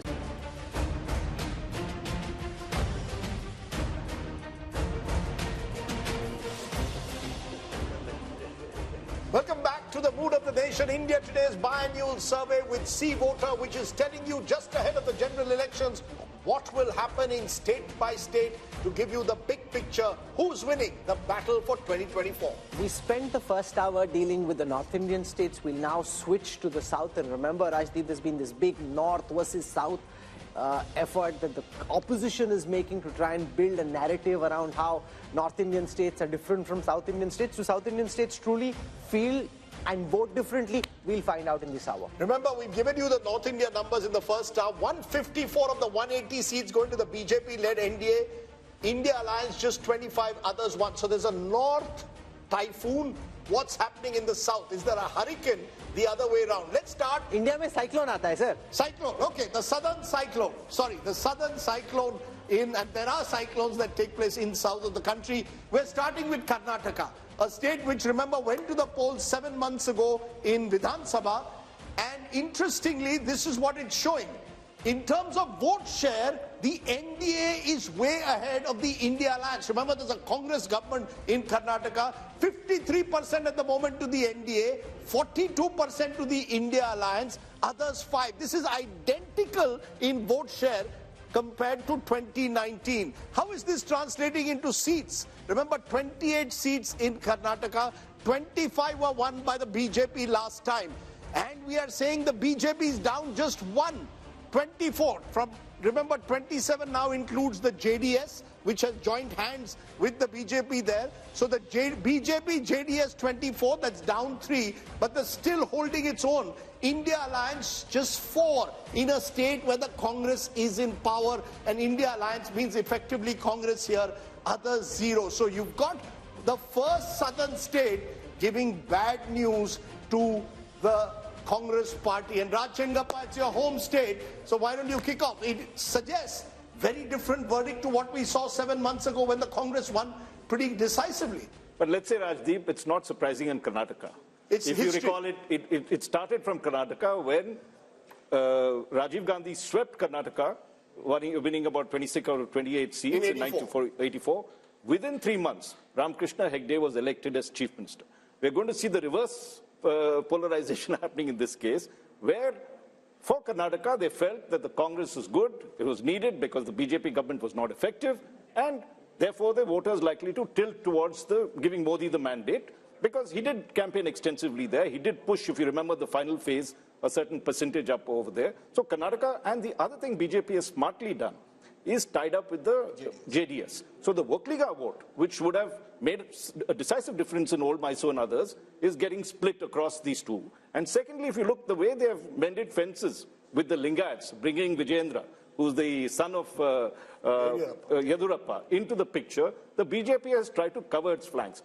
But let us see. I mean, Shiv Kumar is a wily contender, and you might see a little more seats going this way towards the Congress, So, Yashwant, given the fact that Siddaramaiah and Shiv Kumar were in Delhi, and now you've got DMK ministers, you've got Pinari Vijayan trying to hit out at the center for not giving enough finances to the south, could that potentially become an issue? Because I was seeing in the south, there was a lot of traction, at least in social media, around this issue. As of now, it's just in its infancy. Could it build into a bigger headache for the BJP in the weeks to come? Possible, because you see, without the JDS, BJP was in deep trouble. And they were pragmatic enough to take that much of arithmetic along. 6 months back, our same MOTM was showing BJP was in disarray because 10% approximately JDS votes of Vokaligas going along that. Now, but that's largely in Old Mysore. Largely in Old Mysore. But the thing is that it's not just like, it might be decisive in Old Mysore, but there are pockets in across Karnataka, particularly in North Karnataka, where even 5 to 6% of Vokaliga votes shifting the BJP way will do the magic. However, the point which you are making is a North versus South divide, and the campaign that we are now watching in social media, that is an uncharted territory. Because I don't think any election whatsoever in the last 75 years, that play has been there. Barring the Tamil Nadu politics, outside that, the North-South divide was never played like that. So that's important. It's very important. And this to issue is understand. still just about germinating. It's just germinating. Amitabh And we need Tiwari, to look is there into that. seamless transfer of votes from the Janata Dal secular to the BJP, or do you think it might seem like that, but on the ground, it's not so easy to transfer? See, JDS vote is largely anti-Congress vote. See, the regional parties have been born out of anti-Congressism. And if you see the gap between India bloc and the NDA bloc, it's 11%, and out of which 9% is largely JDS. So JDS has pockets of influence in not only the old Mysuru, but even the Bangalore region. There, the implementation of schemes has been very good. And Congress is trying to project the Karnataka model as their model. But historically, BJP has been strong in Karnataka. From 1919 to 2019, they have won all the elections barring 1999. And surprisingly, BJP today, even in 2019, is the single largest party in South of India. Because South of India, there are regional parties who dominate and not the Congress party. Sure, and that's also primarily because they won 25 seats in Karnataka last time. So Rahul Verma, let's come back to our debate that we had when we discussed Delhi. That the same voter who 7 months ago voted for Congress, possibly Siddaramaiah as CM, apparently 7 months later wants Modi as PM. As Rajchandgappa said, it's not unusual, but it seems to me the one state where it's pronounced in the south is in Karnataka.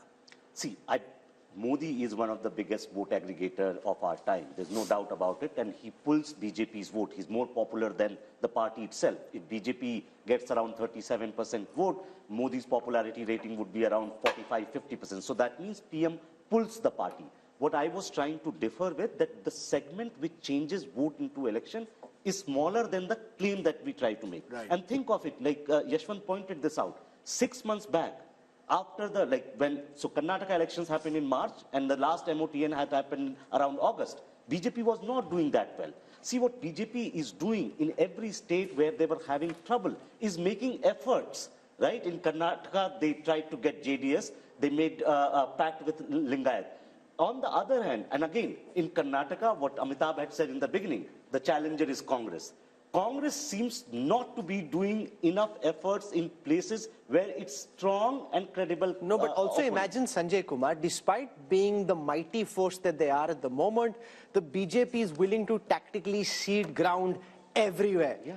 Even in Western Uttar Pradesh, to a party like the RLD, to the JDS, where they think that they can make inroads in old Mysore. And also, Rahul, they called the JDS, they called Kumaraswamy corrupt and a dynast. I mean, it was very clear, we will never touch the JDS. You'll recall no, they called Mukul Sangma all kinds of things till the day the numbers came out. Then they changed their mind. So the level of flexibility is very great. You know, Sanjay Kumar, because this was one of the states where there was a potential double-digit loss for the BJP. So also look at the irony. The party that is supposed to have the ideology shows political dexterity. The party with no ideology, so to speak, in terms of certain core philosophical issues, is very rigid when it comes to tactical alliances. Sanjay Kumar.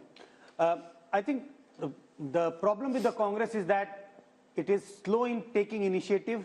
I would say even lazy in taking initiative. And if you look at the BJP on the other hand, even if they realize that they are going very strong in 2024, but they don't want to leave any chance. And my own sense is that if you talk to any BJP leader, they are pretty sure that they are winning 2024. But why they are entering into all these alliances despite ideological differences, despite having, given strong statement against the leader of those parties, is that they want to big win. They don't only want to big 2024. Let's take that just a minute. I'll come to you, Rashid, the moment. Mohan Kumaramangalam, national spokesperson of the Congress, Ajay Alok of the BJP.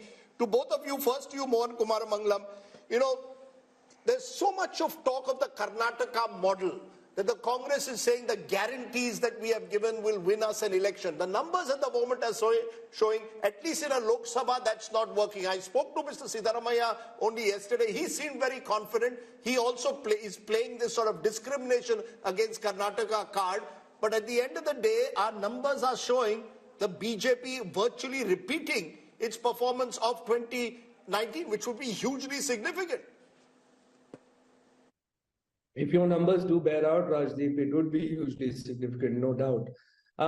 But I think your survey was conducted between December, May to January end, if I'm not wrong, which is at the height of the Ram Mandir propaganda craze that happened. And everything online, everything on TV, everything you turned on any channel was about the Ram Mandir. So I think definitely that sort of hysteria would have been captured somewhere in your survey. I don't think that they would find it easy to maintain that kind of momentum going forward.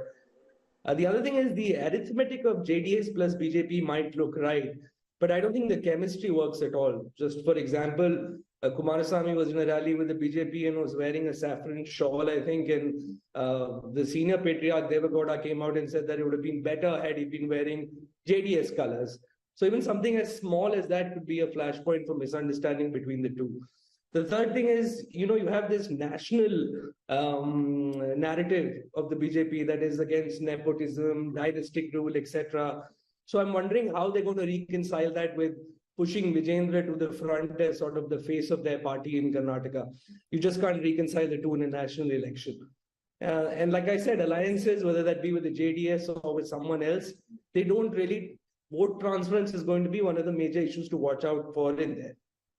Ajay Alok, on Karnataka, The transferability of votes from the Janata Dal secular to the BJP and vice versa, the Congress would hope that that might not be easy. We saw in the last elections, but also the JDS's vote is typically an anti-Congress vote. It didn't happen when the Congress and the JDS were together.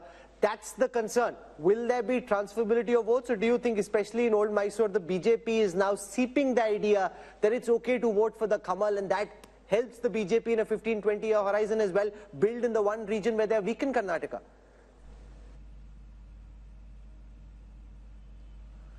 See, one thing they are conveniently forgetting, that Congress snatched almost 6 to 7% of JDS votes in the last Vidhan Sabha election, but they were not able to snatch our votes.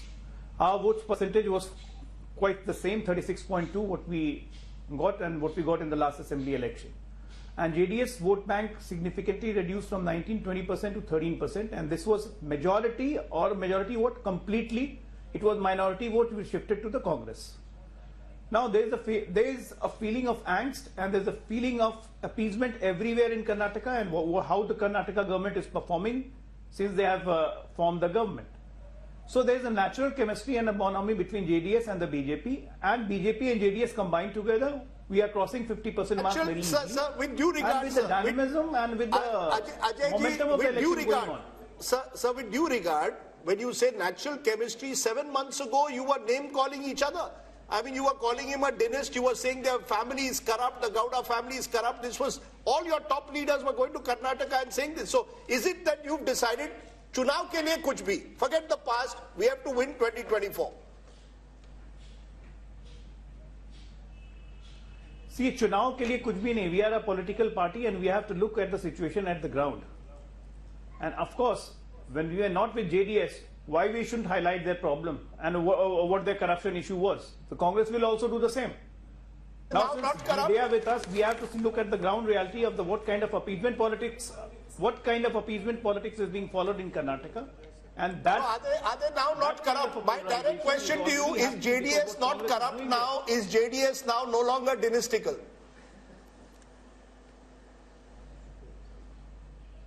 Well, it is dynastical. As far as corruption the matter goes, it's all in the court. If they are convicted, they are corrupt. And JDS is dynastical, there is no doubt about it.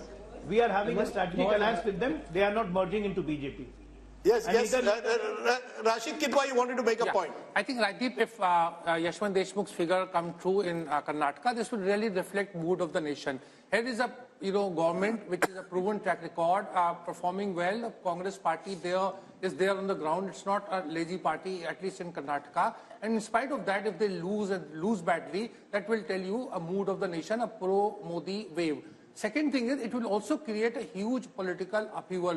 You remember, there was a lot of rivalry going on between Siddaramaiah, Chief Minister, and DK Shivakumar. And this will, become a big issue. So are you saying the possibility of that government either falling as it did after 2019, or are you saying there could be a change in Chief Minister if these numbers hold? All kind of possibilities are there. If this happens, then I don't see future for Siddaramaiah government there. Okay. From Karnataka, let's come to Telangana. I'm just trying to keep it moving so we're able to give enough time, because otherwise we have very irate viewers in a particular state that this is how important our state is and you didn't give us enough time. So let's just try and keep it moving. Let's come to Telangana. We look at the vote share numbers for Telangana first and then the seat share numbers. So in Telangana, the BJP thinks they will be able to gain ground. They had 4 seats the last time. So when we look at the seat share for the BJP in Telangana, our poll is predicting 21%, just marginally up, 1% up from the last time. The big jump here is for the Congress, which was at 30% last time, this time at 41%. Whereas the BRS and the other parties, which includes OVC, coming down to 38 from 50% the last time. So the big change really is the bump in the fortunes of the Congress and the decline in the fortunes of the BRS. How does this translate into seats? The only sliver of hope that we're seeing of all the numbers that we've put out so far in the Mood of the Nation opinion poll are actually coming from the 17 seats of Telangana, where the Congress's tally is expected to go up from 3 potentially to 10. That's up 7 from the last time. The BJP was at 4, could come down to 3. That's down 1. The BRS was at 9, could come down to 3. That's down 6. The AIMM stays where it was the last time. So Owaisi wins his seat. 3-10. Now, from what I know, Amit Shah and the BJP big guns will be figuring out some way कि इनको ये 10 नहीं देनी है, इनको कुछ नहीं देना है भाई. You know, Rahul, the fact is honeymoons do exist. You know, I know that we are in a world where even living relationships are now looked at with a question mark, but a honeymoon is still fine. In the poll, the honeymoon is on. Whether it will be on in May or not, we don't know. This is the one state where at the moment, Yashwant's poll seems to suggest that the honeymoon is on. They just won an election, 2 months ago? And therefore, there isn't even enough time for any anti-incumbency as of now to build. That's the sense I get, Yashwant. Am I right? Because in the contrast with Karnataka here seems clear, where the Congress is still very much the new party that has just toppled a 10-year-old government. I think Congress is reaping benefit of the popularity of Revanth Reddy. I think what is happening here is that in absence of any national leadership popularity or popular national leadership, Congress has to now look around for the popularity of their local leaders, and this is one state where definitely the popularity of Revanth Reddy is. So why is it working in Telangana but not Karnataka? It's not working simply because we have got 2 popular contenders, and Rashid Bhai might be able to tell this, but I am dead sure that the Deputy Chief Minister of Karnataka would not like Congress to win in Karnataka in Lok Sabha election, because if Congress loses Karnataka in Lok Sabha election, that paves the way for him to become the Chief Minister. I think this is a bit unfair, because Mr. D.K. Shivkumar, and Rajdeep would correct me if I'm wrong, played a very big role even in Telangana, the amount of efforts he made there. So so far he's a disciplined soldier of the Congress. But let's be very clear. It appears one regional party is the one completely getting squeezed out here. Chandrasekhar Rao has virtually gone dormant since that defeat. That vote, the Congress seems to have captured to a large extent if these numbers hold. And the BJP has its pockets in Telangana, but has not been able to truly spread across the state. Would that be a fair understanding, Amitabh, of these numbers? Yeah, I see. In a largely bipolar national election, the regional parties tend to get squeezed out, and Telangana is one of the states. But it reveals a very fascinating insight: is that Congress, wherever is it gaining, it is gaining at the expense of regional parties, and that is the basic problem in that India alliance. It is gaining at the expense of BRS and not BJP. So how can it lead an alliance of regional parties where the regional parties have been formed out of anti-Congressism? TMC has come out of Congress. YSRCP has come out of Congress. SP has largely done anti-Congress politics. But it also shows there is no substitute for hard work on the ground, Rahul Verma. The fact is the Congress in Telangana genuinely made an effort in the last 1 year or 18 last 6 months. Yeah, I mean 6 months. After the Karnataka but to election. be fair, after Karnataka they got momentum, Rahul. But there was a sense that the Congress in Telangana was slowly, at least, they were there on the ground. They were more visible after Karnataka, no doubt about that, Rahul. But I think, would it be right to say that there is a lesson there? You work hard on the ground, you throw up a leader like Revanth Reddy who's able to connect, and maybe, just maybe, who knows where the future is? Telangana has been a Congress state. Indira Gandhi contested from Medak all those years ago. But at least in Karnataka and Telangana, you have a party on the ground. We all are taught this lesson from childhood, that you have to work hard to get something, right? Zameen par raho. So it's not just for politics that you have to work hard. Sometimes, see, Congress also, not just because of the hard work in Telangana, but also some of the mistakes that BJP as well as BRS made in Telangana, which gave that kind of edge to Congress in Telangana. And of course, Revanta is now very, very popular.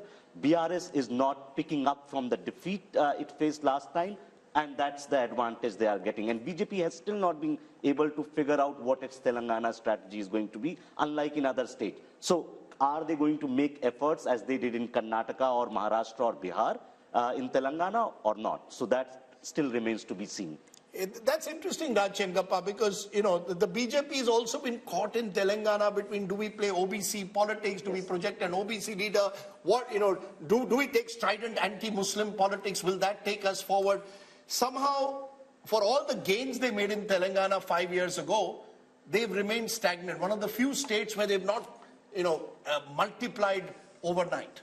I think the BJP is still shell-shocked by what happened. And the way the Congress came in and snatched what they thought was their territory, because KCR was on the decline, and the Congress smartly moved in and got the prize. But I just want to make a larger point, which we did in passing reference. And we talked about, and Rajdeep, you talked about, I think this, is this whole thing that Siddaramaiah and Shivkumar came to Delhi for, and you've seen these full-page advertisements about the South being neglected, not being given the due in terms of its money that was there. I think that is a potent force as it gets along, because it's also tied up with delimitation in some senses. That somehow the South is performing very well. Telangana is one of the states, Karnataka we talked about, and yet, so this kind of thing can begin to erode on the Modi wave factor. No, so it is an idea.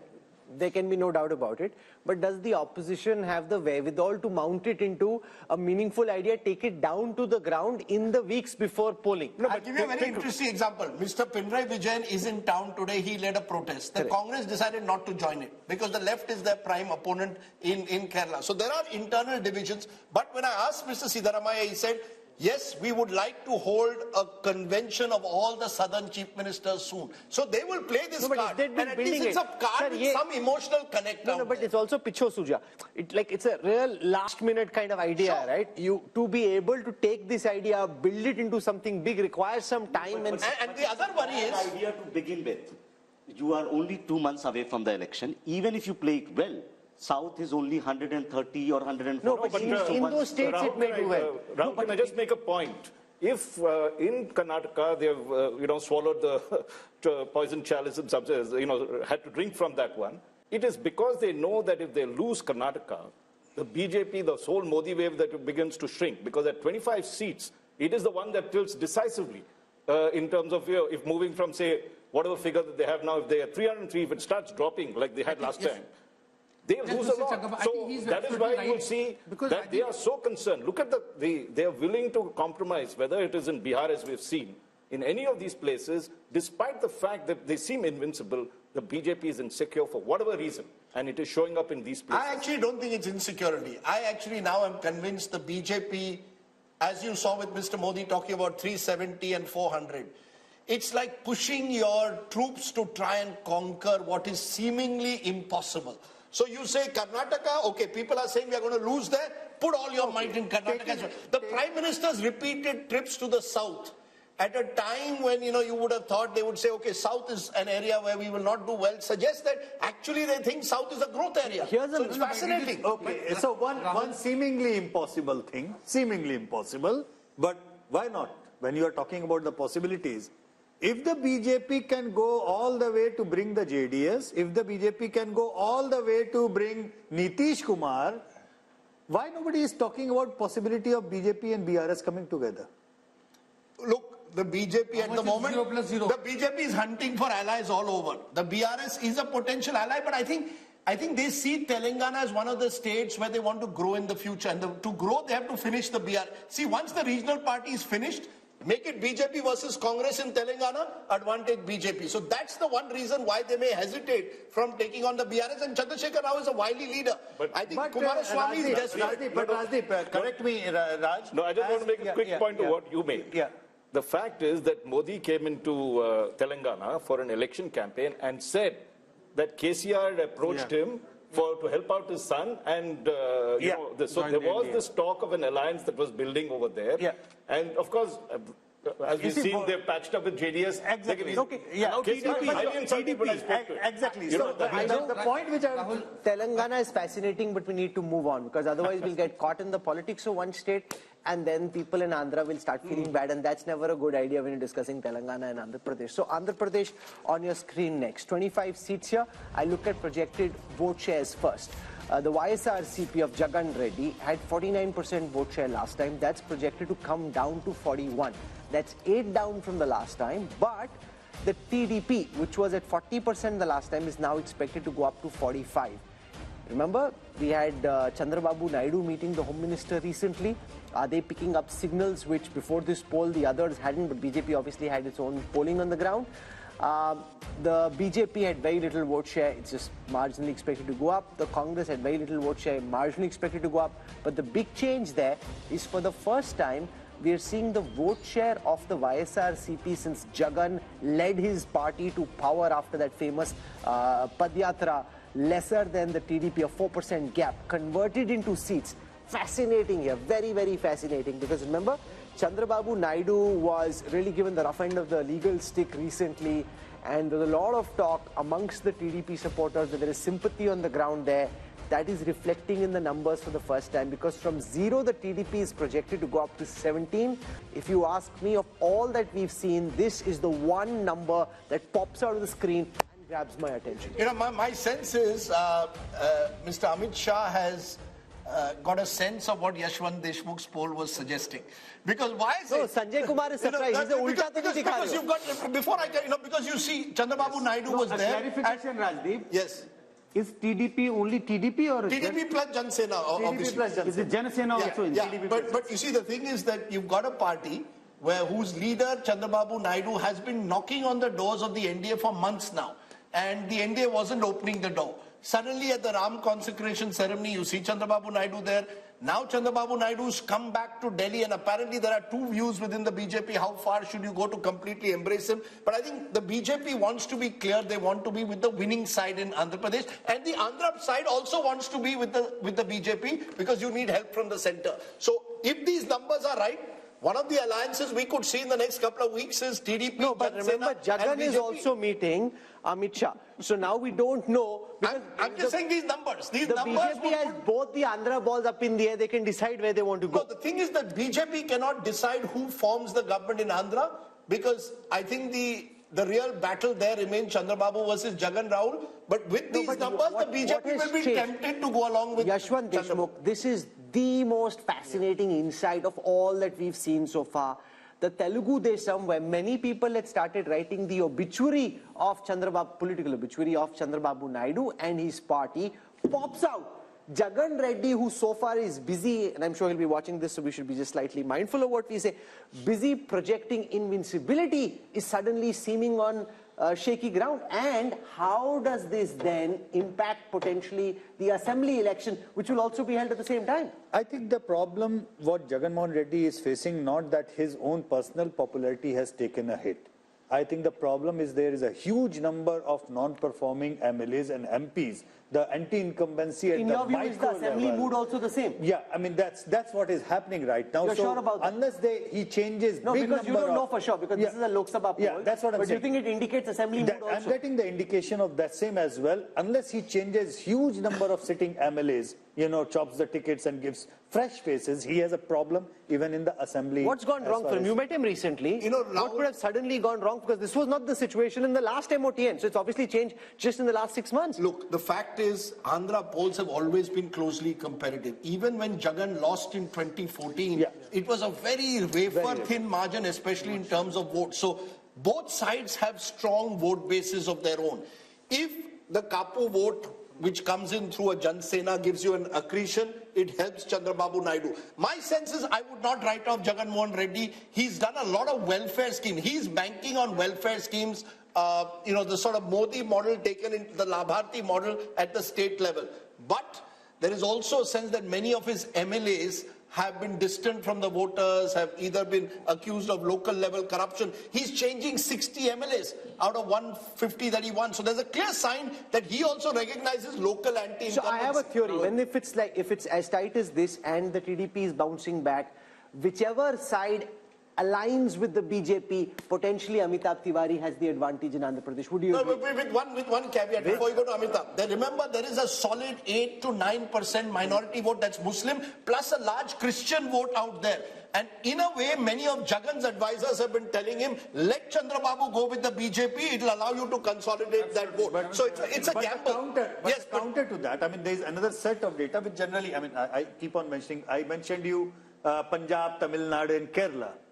I did not mention Andhra Pradesh in that. Even though Congress and BJP both are out of equation in Andhra Pradesh, but Pradhan Mantri Modi's personal popularity in Andhra Pradesh is way more than Rahul Gandhi's. So what I'm simply trying to say, even though BJP has no equity whatsoever over there are certainly emotions attached on the Congress, anti-Congress and the old fault lines that the political fault lines are. And one recent development is Jagan Mohan Reddy's sister going to Congress. Now, if from here onward, Congress gains by virtue of Karnataka and Telangana just even 2-3 points, that entire vote block is going to come from the Jagan Mohan Reddy too, because they share the same vote. So the Congress jump is only going to damage Jagan. See, BJP has a problem of plenty here, so it will choose whichever party is going to win more or higher number of seats. However, as you mentioned, Andhra is one of the few states where simultaneous elections already take place. And generally what happens is that whatever is the result in the Vidhan Sabha election is reflected in the Lok Sabha election. Andhra 2014-19, Telangana 2014, Odisha 14-19 and Sikkim 14-19. So this could be reflective also of the YSRCP facing pressure or anti-incumbency even at the local level. I can tell you one thing very clearly. Chandrababu Naidu is going to be on India Today television very soon. The TDP already picking up these numbers. They are flying with them. This, frankly, Rahul Verma, is the first piece of good news they've had for a party. And I think this is where legal overreach always is double-edged. You think you're killing your enemy. It can potentially create sympathy and can help your opponents bounce back. Again, something you should know, right? Anyone who's in politics knows this. But then politicians also are humans. They have egos, they have anger, right? And they, in their overreach, try to do something which may backfire. So we don't know whether TDP's gain are actually coming because of that legal overreach. This might also be happening because Congress might be gaining certain votes, which is coming from Jagan's party. And no, but that's overhyped. From 1, if they're going to 3, that's only 2% up. You can say it's 2%, but the Jagan Reddy is losing 8% vote share. Only 2% the Congress has got extra from the last time. So remember, Jagan Reddy's graph at this moment is very clearly coming down. That's what this data represents. There's no running away from it. And Chandrababu Naidu would be doing a bit of a dance right now, Sanjay. But BJP's overtures towards Chandrababu Naidu also reflects, the BJP and Prime Minister Modi. He wants to get a foothold in southern India because, you see, if he's comparing himself with Jawaharlal Nehru, with Indira Gandhi, with Rajiv Gandhi, with this Congress Prime Ministers, you cannot be a Prime Minister of India and, 100 but it also shows, out of his bounds. But it also shows flexibility again. Here is a leader who 5 years ago tried to lead the opposition charge against Prime Minister Modi, spoke angrily against the Prime Minister. Nitish did the same. And you're willing to embrace them all. So I think the Prime Minister is very clear that in politics there are no permanent friends or enemies, something that the Congress could learn. Think about it. Jagan Mohan Reddy comes from a Congress family. What stopped the Congress in all these years from making at least one solid overture to him to try and embrace? What do you do instead? You send his sister to contest against him, which clearly for him is a red rag.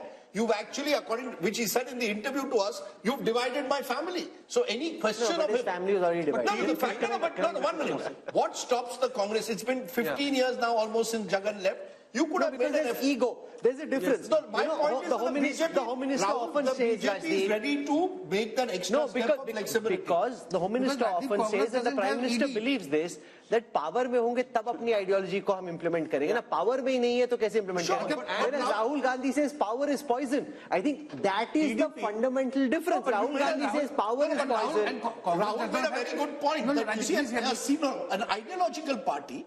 BJP claims to be an ideological party, but is a party of power.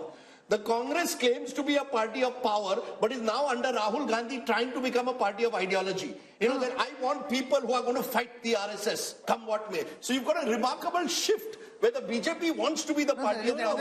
And the other Rajdeep, there's a very big difference. Yeah, everybody knows what the BJP's ideology is. Half the congressmen don't know what the Congress's ideology is. They don't agree on the same ideology. Rahul, so that's the reality. Let's also admit Congress does not have ED. Sorry? Can I Congress does not have ED. Sure, the ED is a factor which we will discuss, of course, but that's a separate factor. One small point about TDP. See, even in 1999 and in 2014, TDP only came to power when it aligned with BJP. So TDP never That's came the point to I power. was trying to make. So TDP has never won election. That's a very remarkable point, Rahul Verma. Thanks for putting it, because in 1998 election, in the undivided Andhra Pradesh, BJP on its polled almost 20% votes, which forced TDP to join hands with BJP, and he swept again in 1999. So he made a very remarkable point. Can I make a distinction? Can I make a distinction between Chandrababu Naidu and NTR? NTR had the power to win on his own.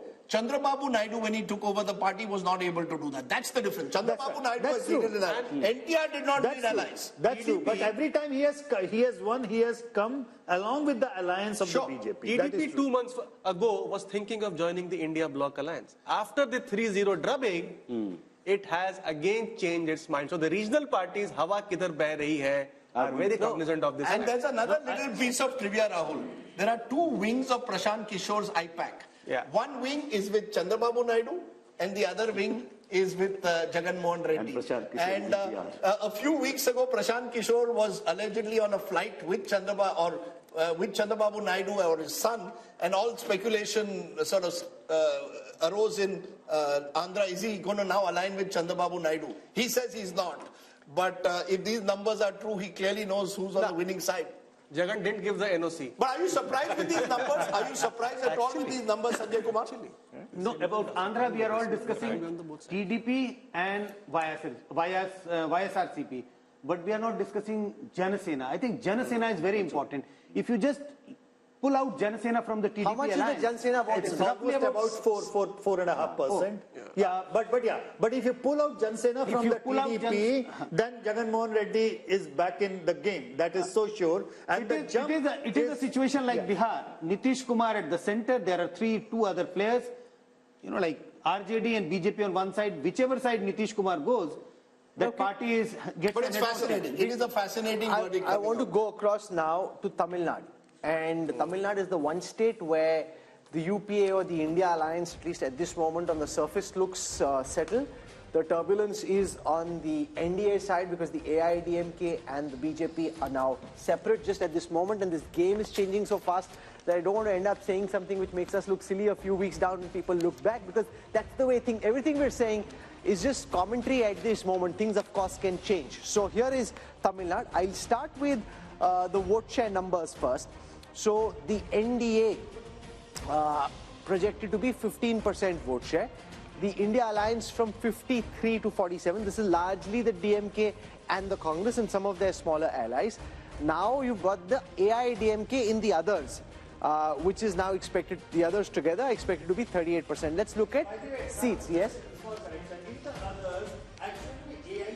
Also, then a lot many smaller groups are there who are not yet aligned. So we do not know which side will they be in. So a lot of this AIADMK on its own is hardly about 30% at this point of time. So 8% are the others, 30% is the AIDMK. Okay, here is the conversion into seats.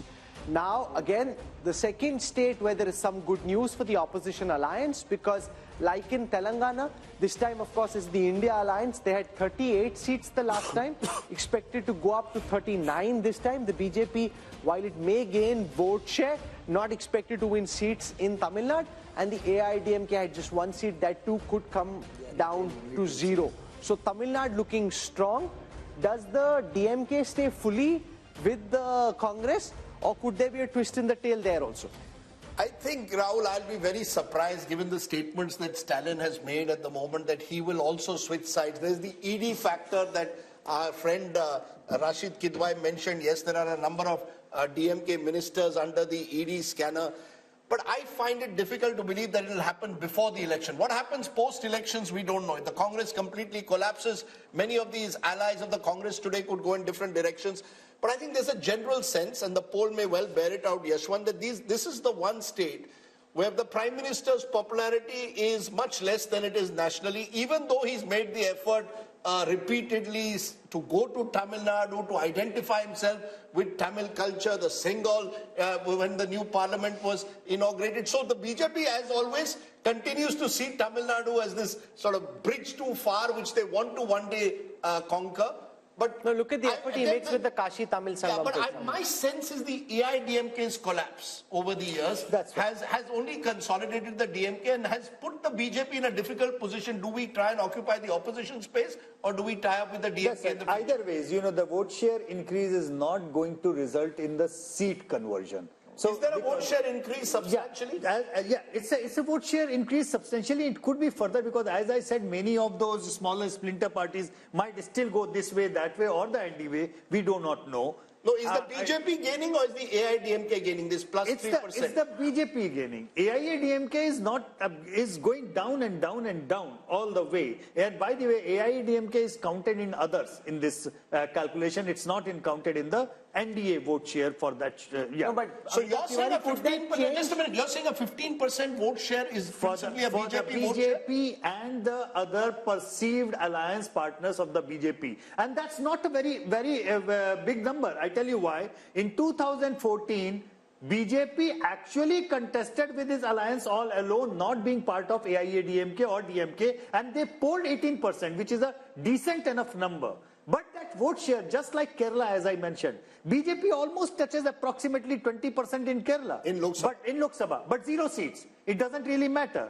3 states where Prime Minister Modi has actually bent over backwards, I would say, in order to accommodate the political sentiment, Tamil Nadu, Kerala and Punjab, the gap is reducing. They are having a growth of organic level, I would say, but unlikely to convert into seats. Rahul, is there any possibility there's a buzz that the Prime Minister could contest from Kanyakumari as a second seat? No, so there's a buzz that, he wants to bridge the north-south divide himself. 1 seat in the north, 1 seat in the south. Possible? But Rahul Gandhi also showed some sense of weakness when he picked Wayanad.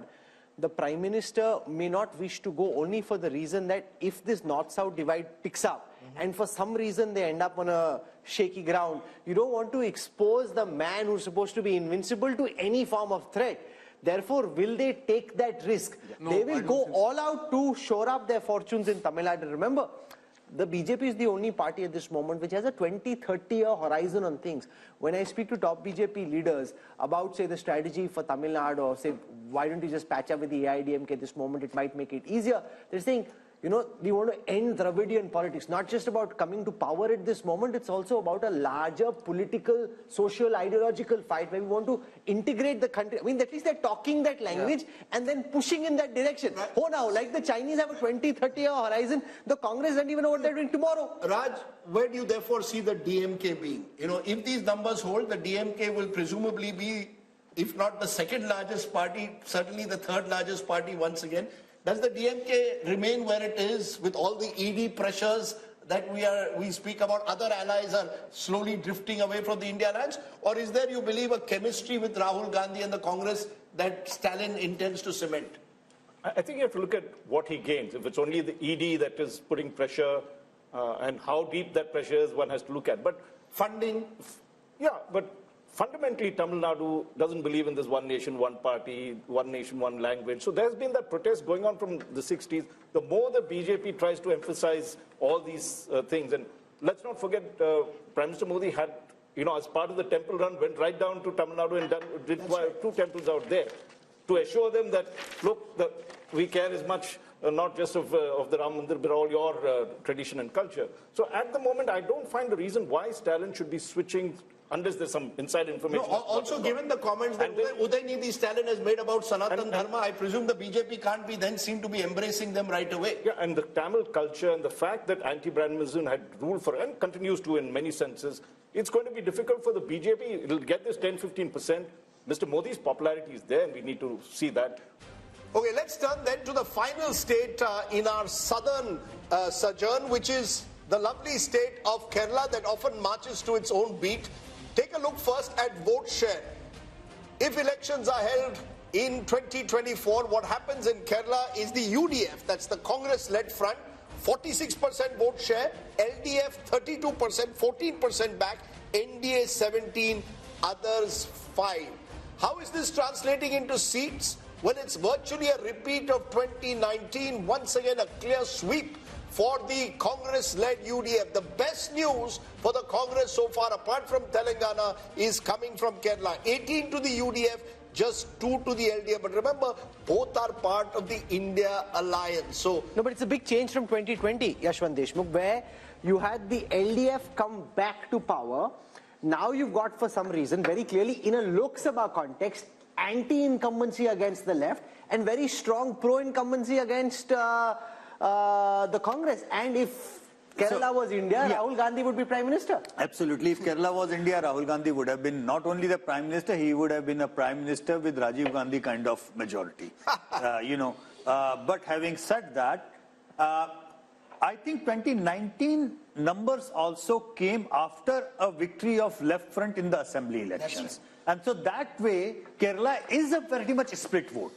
Because they are voting for assembly level separately and Lok Sabha level. No, but what explains that vote, Rajdeep? You know, it's very interesting. A few days ago, Kerala left leader told me, why does Rahul Gandhi have to contest from Wayanad? Can't he choose any other part of the country? We are his staunch allies in the India alliance and he's coming to take us on in Wayanad. So I think there again, people... He looks like a strong force in Kerala. No, so therefore, you see, the Congress is seen as a national party in Kerala. The left is seen as the regional party of Kerala. Mr. Vijayan is seen as the prominent chief, the #1 neta of Kerala. There may be anti-incumbency brewing against him also after 8 years in power. But I think the main reason is the belief that the Kerala voter sees the Congress as a national alternative to the BJP. GVL Narasimha Rao is now with us. GVL, the BJP was trying very hard on its own through the RSS to win something in Kerala. Yashwant's data suggests it's a bridge too far for this election. No, I think we are very confident of winning some seats. I will not say we'll be a big force in this election because Kerala doesn't, election to election, the swing is not more than 2% or 3%. Kerala is a state that moves very slowly. But certainly in this election, we are confident of winning. And what about Andhra Pradesh, where the Home Minister and Naddaji met both with Chandrababu Naidu, also meeting with Jagan Reddy? What's cooking there? I think these are political meetings that happen during election time. But certainly, no, I think you won't, until anything is final, I think you will not know. So you're flirting with both parties essentially? No, we have got support from both the parties as far as parliamentary strength is concerned. But as far as elections are concerned... But Naidu betrayed you. Would you take him back?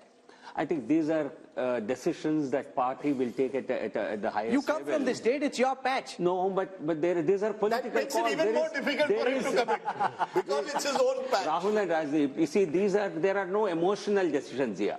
Political decisions are always based on wisdom, political wisdom and political sagacity. Because you accused me, you made some comment against me, or you called me names in a rally, therefore I will not tie with you. That's college level politics. We are Can I just take it around this table though to ask that, since we spoke of college level politics and Kerala's strong student movement, how many people on this table believe that Rahul Gandhi made the right decision by choosing Wayanad, or was it escapism? Did Rahul Gandhi escape from the reality of trying to rebuild and revive his party in UP by going to Kerala? Is that a mistake?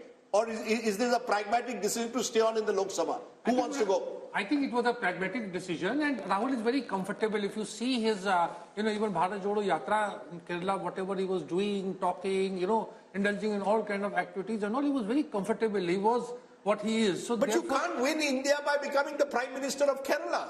To take off from what was just said. That you've got to, instead of investing in rebuilding the party in the north, you're building your base in Wayanad, where your principal opponent is your India ally, the left. I think yes, but these are not easy decisions. It's like, Prime Minister Narendra Modi contesting from Tamil Nadu. I don't think so. I don't think Prime Minister Modi believes or his party believes in any kind of bravado. No, but Rahul could have taken Telangana, he could have taken Karnataka. Why take Kerala, the one state where your ally is from your India alliance?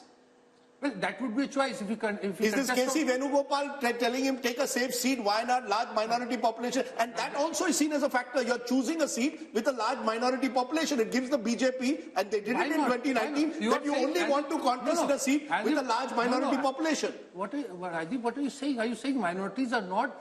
They're also as much as Indian. They're not Bangladeshis. Sure, but it gives the BJP an opportunity to play on the seeming weakness of the Congress. That the Congress is only relying now on the minority vote. No. Given a chance, I think the BJP would want to be very comfortable with minorities simply because they are also, bona fide voters governed by rule of law, constitution. Okay. Rahul Verma, you agree that Rahul Gandhi did the right thing by picking Wayanad?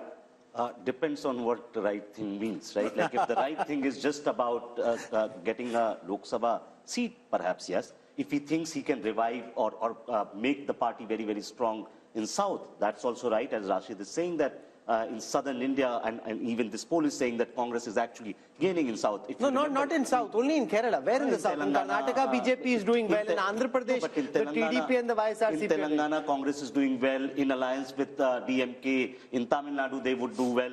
So in that sense, it's not a bad decision. I think, should he look towards south as well as build the party in north? That's what a leader is supposed to do. Modi campaigns in north and south and east and west, right? If you want to be a national leader, I think one of the key reasons, one-liner I would say, he lost Amethi because he went to Wayanad. Yeah, well, what I was told is that they saw their polls in Amethi suggesting a very tough fight, possibly losing. They looked for a safe seat in the south and picked Wayanad. So it was almost like some kind of security which Rahul Gandhi was offered. That no, but imagine if he's your main batsman and he's looking for a safe position. Which is my point. You see, this is precisely my point, Rahul, that I would have, if you wanted to choose south, choose Karnataka, for example, a state. Where did Indira Gandhi go? Indira Gandhi went to Chikmagalur, went to Beda. What is the safe seat for Karnataka, Congress in Karnataka? No, safe seat. I have no doubt that there could be potentially safe seats, including potentially Chikmagalur. But look at the projected vote share and seat share of the south, because Rahul, I think it shows the exact opposite of the north. The vote share in the south, as per the Mood of the Nation poll, NDA 23%, India 41%, others 36%. How does it add up in seats? NDA 27%. That's just a small dip from last time. Remember, BJP got 29 out of 130. India 76%. Slight up because of Telangana. Others 29%. But basically, you really have two Indias politically. You have the BJP dominant in North India, and you have India Alliance doing very well in South India. So whether we like it or not, there is a South-North political divide in this country. What implication that will have with delimitation is going to be a big question in a couple of years from now. Couple of years from now. At this moment, we are focusing on what is the mood of the nation. Welcome back. You're with us on the India Today Mood of the Nation opinion poll. The results of this poll are already buzzing and trending in every state, from Andhra Pradesh to Telangana to Uttar Pradesh. Wherever we are going, a mini tsunami on social media, lots of posts being viral, exchanged. So that's good buzz to have. We now want to come to Rajdeep's home state of Maharashtra. He's already itching, getting out of his chair, all set to get you what should be quite shocking. No matter what you're thinking is happening, I think you'll be shocked by what Rajdeep's about to show you. Rajdeep. We've gone to the north, we've gone to the south. But the best part of the country is when you're a West Indian. So I'm going to go as a West Indian, I've got to go to Maharashtra. And whoever thought Maharashtra would be one of the states which would see so much of chaos and instability in the last 5 years? We've had 3 chief ministers and plenty more in that state. What is the mood of the nation showing for Maharashtra, state that will have both Lok Sabha and later in the year Vidhan Sabha? NDA 40%. NDA 40%. So that's the BJP and the Shiv Sena into bracket Shinde. India 45%, which is 5% higher. 40 plays 45%, others 15%. And 45 is NCP, Uddhav Sena, as well as the Congress party. So 5% edge in Maharashtra to the Maharashtra Vikas Aghadi. The opposition, the best news coming for the opposition after Kerala and Telangana is here in Maharashtra. This could be another big surprise, therefore. How is it projected into seats? What is Yashwant Deshmukh C voter poll saying for Maharashtra? 26 out of 48 for the India Alliance. 26 out of 48. A huge jump, because the NDA, which won 42 out of 48 last time, is down to 22. So if there's one state where the NDA is taking a big hit as per this poll compared to 2019, it's Maharashtra. And that perhaps explains all that's been happening in that state. Breakup of the Shiv Sena, breakup of the NCP, because Rahul, clearly here too the BJP knew this was the one state they were in trouble, which is why they have slightly narrowed the gap, but they're still behind here. Yashwant, are you sure about your numbers for Maharashtra? Because they've taken a large part of the NCP, they've taken a large part of the Shiv Sena. If this is where things are at the end, then no matter what happens in this Lok Sabha election in the assembly, the BJP and what they have is going to face a very tough time. Why are we ending up with these numbers in your poll? Rahul, Out of the 140 crore people in India, is any damn person sure about Maharashtra as on today? I mean, let's be honest. People are confused, not just because of the previous mandate, the current mandate, people going here, people going there, parties being split, and now the symbols are with the people who did not form the party and with somebody else. So having said that, it's a Maha mess. It's a Maha mess. It's not Maharashtra, it's Maha mess at this point of time. And let me do a health warning as well on these numbers. Number one, on the voting intent, we have been asking for individual party and leader, Rahul. Which party or leader you are going to vote for, and then we have summed it up like, Uddhav Thackeray plus Sharad Pawar plus Congress and Shinde plus Ajit Pawar plus BJP. But what we do not know here, who is contesting from which seat and who is going to contest against that person from which seat, which party. What I can see, wherever the BJP tickets would be there, they would be sweeping like anything. Wherever the Ajit Pawar ticket and Shinde Sena ticket would be there, I doubt they will be sweeping in the same way. So the weakest link is on the both sides. On the Maharashtra Vikas Aghadi side, the weakest link apparently is the Uddhav Thackeray Sena, followed by Sharad Pawar, and followed by Congress, and then the Sharad Pawar. So we don't know out of these 3 and 3, which permutation and combination is contesting whom on which seat. Unless we are sure of that, I think this is more of an... Since this is your home state, Rajdeep, here's the concern that I have, just purely academically, right? Which is that will votes get transferred? In a poll, it's very difficult to capture that. But once you know, okay, it's GVL versus Rashid, then the equations change, exactly right? The point. Yeah. So right now, you don't know that. You're building this scenario on the basis of what respondents are telling you, but the respondent also doesn't know who's against who. I will quickly tell you two contradictions, Rajdeep, before you say. I cannot see Uddhav Thackeray voter voting for a Congress or the NCP candidate. Similarly, I cannot see a BJP core voter voting for Ajit Pawar candidate. So there are contradictions on both sides. I'll give you 2 quick points before you come. One, the fact is that this is an interesting state this year because you've got Lok Sabha followed by Vidhan Sabha 4 months later.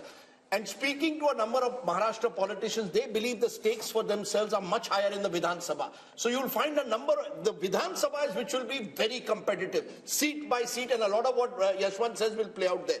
In the Lok Sabha, Rahul, even though the BJP appears prima facie down compared to 2019, I think, and Yashwant is right, the BJP will do well in its pockets of influence. They have strong pockets, especially in urban Maharashtra. The problem for the BJP is there is a general sense that you have struck opportunistic alliances and you have broken two parties which you were dead against. But GVL, when I was speaking to top BJP leaders, their numbers were 40 plus. They think it's 40 plus. But a 5% lead for the India alliance, after all the todphod you've done, if this is where it is 22 versus 26, then it's obviously not the way you're calculating. No, I certainly don't see the numbers the way the poll is predicted, Yashwant's poll. Primarily because this is an election that Prime Minister Modi will be driving. People are voting for PM Modi. They are not voting for individual constituents. This is an election where you will see a massive swing. So anybody voting, the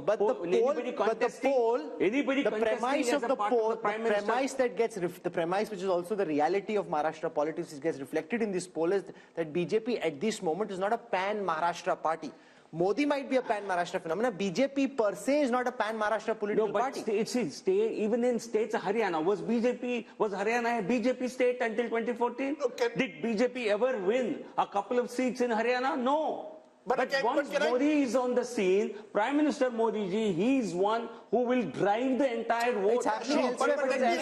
Please give me the popularity ratings because that will give you an indication. Can I just explain? If you have those numbers. No, look, last time the BJP contested 25 seats, the Shiv Sena 23. And the BJP and Shiv Sena did extremely well, winning 42. Now what's going to happen is the BJP is going to put pressure on both the Shinde Sena and the NCP Ajit Pawar group to contest less. And the BJP will look to contest at least 30 and divide it. The Ajit Pawar's party is happy not to contest Lok Sabha. Their energies are on Vidhan Sabha. Similarly with Shinde Sena. So that might actually mean the BJP could contest more in the Lok Sabha. I think the worry is that there is genuine anger against the way governments have been broken, fallen on all sides, towards all politicians. So I think you will find Vidhan Sabha becoming a real battleground. Lok Sabha, the Modi factor does play out. Sharad Pawar clearly is weaker in a Lok Sabha election at the moment. He may not even be able to sort of, campaign as aggressively there as he would in a Vidhan Sabha, but he will hope for some sympathy.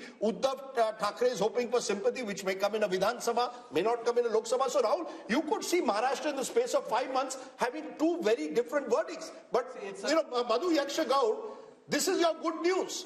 If there is one state where you need to perhaps invest more attention in the next few months is Maharashtra.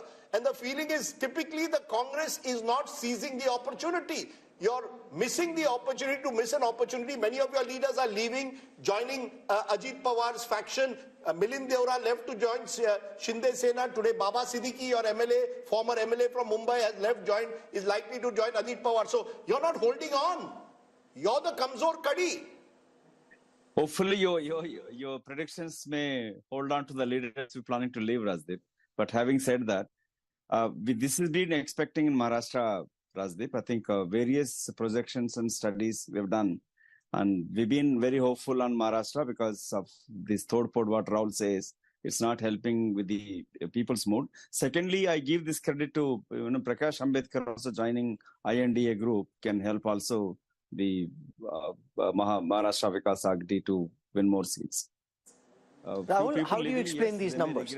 The fact that you've got what seems on paper a strong alliance now with Ajit Pawar there, Shinde there, the other parties seem weakened, but they still have a 5% lead in this poll. So with lots of caveats, because no one knows what's going to happen in Maharashtra, but if our thesis is right that people in Maharashtra are unhappy with the way parties have broken alliances, then the expectation would be that the turnout is going to get depressed, which means it depends who has the more cadre on the ground. So it doesn't matter where Ajit Pawar has gone or Uddhav Thackeray has gone. Who has which of these groups actually got the cadre on the ground? In a depressed turnout scenario, cadres on the ground will make sure that your core voters turn out and that group will have advantage. Your sense, Amitabh? See, actually, it's a khichdi. So nobody knows which party has the vote, but Shiv Sena and NCP have the symbol. Symbol plays a very important role in elections. That's number one. As you said, BJP will now bargain for a higher number of seats. So it will be able to win more and also transfer its votes to the SHS and the NCP candidates. Now it depends upon how much they have.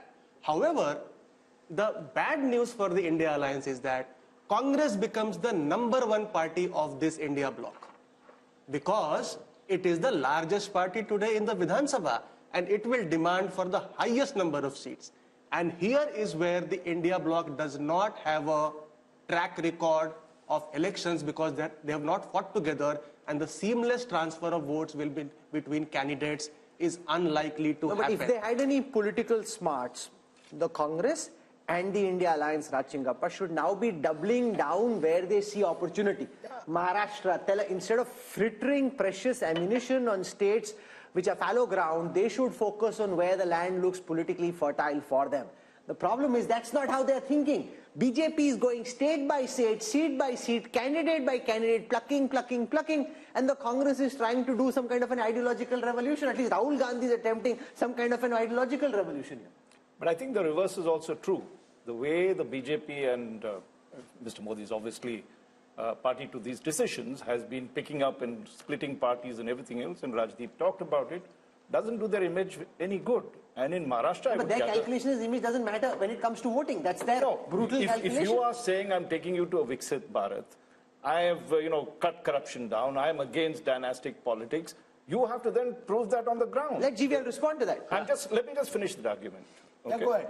Because I think it's a principled thing that happens. In Maharashtra, I have a feeling, Rajdeep could vouch, and he also expressed it, is I think there's a Marathi pride which you can define in some ways or the other, right?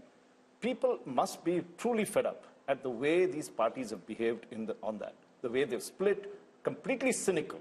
How do you explain that when you want to take this nation to greatness and you're playing let dirty GVL politics? respond to that. They see people are very, very practical. Let me put it this way. People have great trust in Prime Minister Modi. They know he's the one who will deliver Viksit Bharat. And if he does not have the strength in a particular state to sweep that state, let him galvanize, get that support, because we want him to win. No, the sure, people want him to win.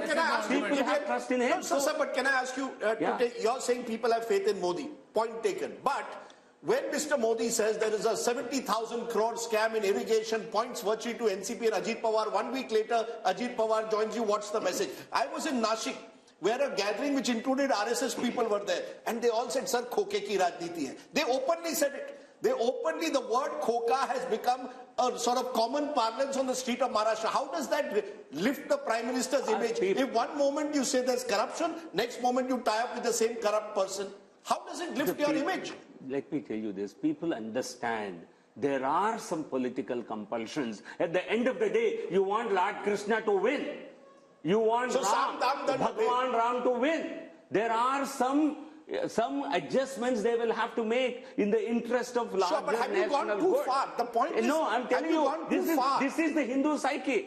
This is the voter but psyche. this is an important point that GVL Narasimha Rao makes, because when I was interviewing Dr. Jaishankar, and I've seen now several people say this, they talk about Bhagwan Ram, they talk about Hanuman, they talk about the Ramayana and the Mahabharata, and they talk about tactical compromises on the battlefield, which leads to the war being won. So this is something that we're seeing now quite a lot of, which is what he's talking about. No, but then Rahul, with due regard, sorry for speaking out because it's my home state, I feel strongly.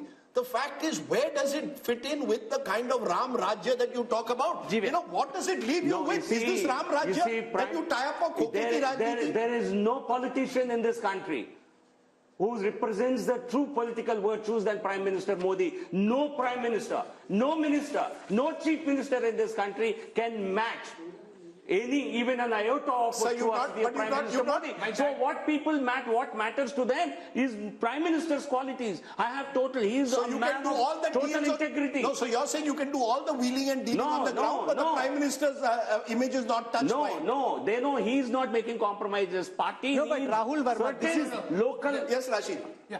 I mean, going by Mr. GVL Narasimha Rao's logic, BJP should be winning all 543 seats. If Mr. Modi is on a big ticket, he's there on Tamil Nadu also, he's there in Telangana also, he's there in all other states. I think, we must accept what Mr. Yashwant Deshmukh survey is projecting. We have gone through over 300 seats, and there is a kind of trend. This is a very interesting thing about what is the findings of Maharashtra. There are 4 states that were always, they are kind of, outliers, and they are giving something in favor of BJP. In case of Karnataka, in case of Maharashtra, there is a trend, and we will see. No, Maharashtra is not Bihar, with the BJP. It's going the other way around. Precisely. So I'm saying there are 4 states that were very crucial in 2024. Even if the outcome is kind of well known that the BJP has an advantage and Mr. Modi is a favorite. One state is Bengal, other state is Bihar, third state is Karnataka, and fourth state is Maharashtra. Now it is giving different kind of trends. I think we must accept what Mr. Yashwant Deshmukh is predicting. We cannot be finding faults with his methodology or, how it will shape in Maharashtra. We can't be having different... Yes, Rahul, very quickly. So, two points. Yes, in politics, all politicians and parties make these tactical calls. But these tactical calls are going to have cost in the long run. Indira Gandhi in 70s did a similar thing. At some point, it costed her party.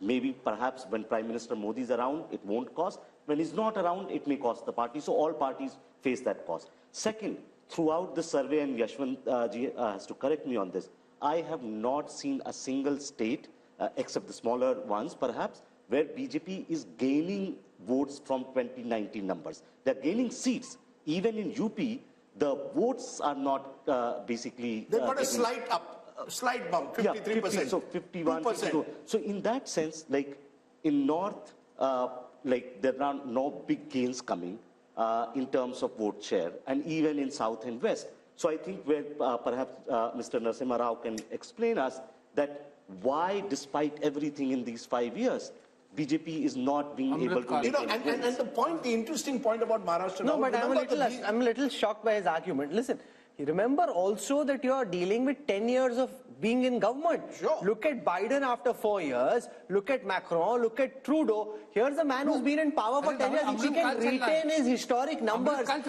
by itself is a superlative performance. I think, Rahul, the point that you made about the 2 point or less, like somewhere they were leading by 60 points, now they are 58, 2 points. I understand your point.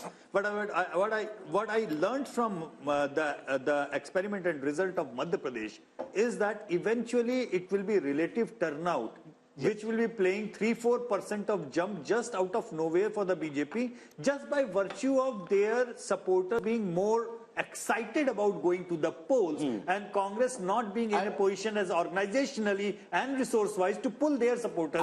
What happened in Madhya Pradesh is the but you know, I just want to make a small point which I think is important. Between 2014 and 2019, Rahul, Mr. Modi's popularity was so high that he was even able to pull his party in state elections where they were otherwise not the #1 party. BJP was not the #1 party of Maharashtra. It's after 2014, Mr. Modi pulls it up. 10-12%, they even do very well in state assemblies. After 2019, looks what starts happening. What happened in December in the assembly elections? Sir, just a minute. December, we can come back to December, but 2019 to 2024, 1 minute. Rajdeep. The BJP in Himachal Pradesh, in Haryana, in Jharkhand, even in Bihar, in state after state, Mr. Modi alone cannot pull up the state unit. Mr. Modi is still very popular in Maharashtra, but Maharashtra's own leaders, BJP own leaders, are not happy with the kind of compromises they've made to stay in power. Some stage, it may cost them in a Vidhan Sabha. I agree with you, Lok Sabha, it won't cost them because that becomes Modi versus who. But what happens in your state units?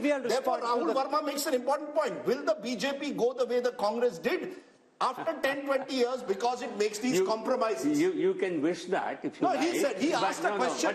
But you see, politics, what happens today doesn't influence voting patterns 20 years down the line. I think that makes no sense at all to me. Now, coming back to your question, Modi ji, he was able to pull several assembly elections initially, but you were saying subsequently he did not do so. Because, you see, once you have pulled an assembly election, the local performance and local leadership has to hold there. People will hold every government accountable. You accept that? Why not? Okay. I think. So I want to press the pedal and go to Gujarat and Goa, and then we have to go to the east, and then we have the big national picture. So Gujarat comes up on your state next.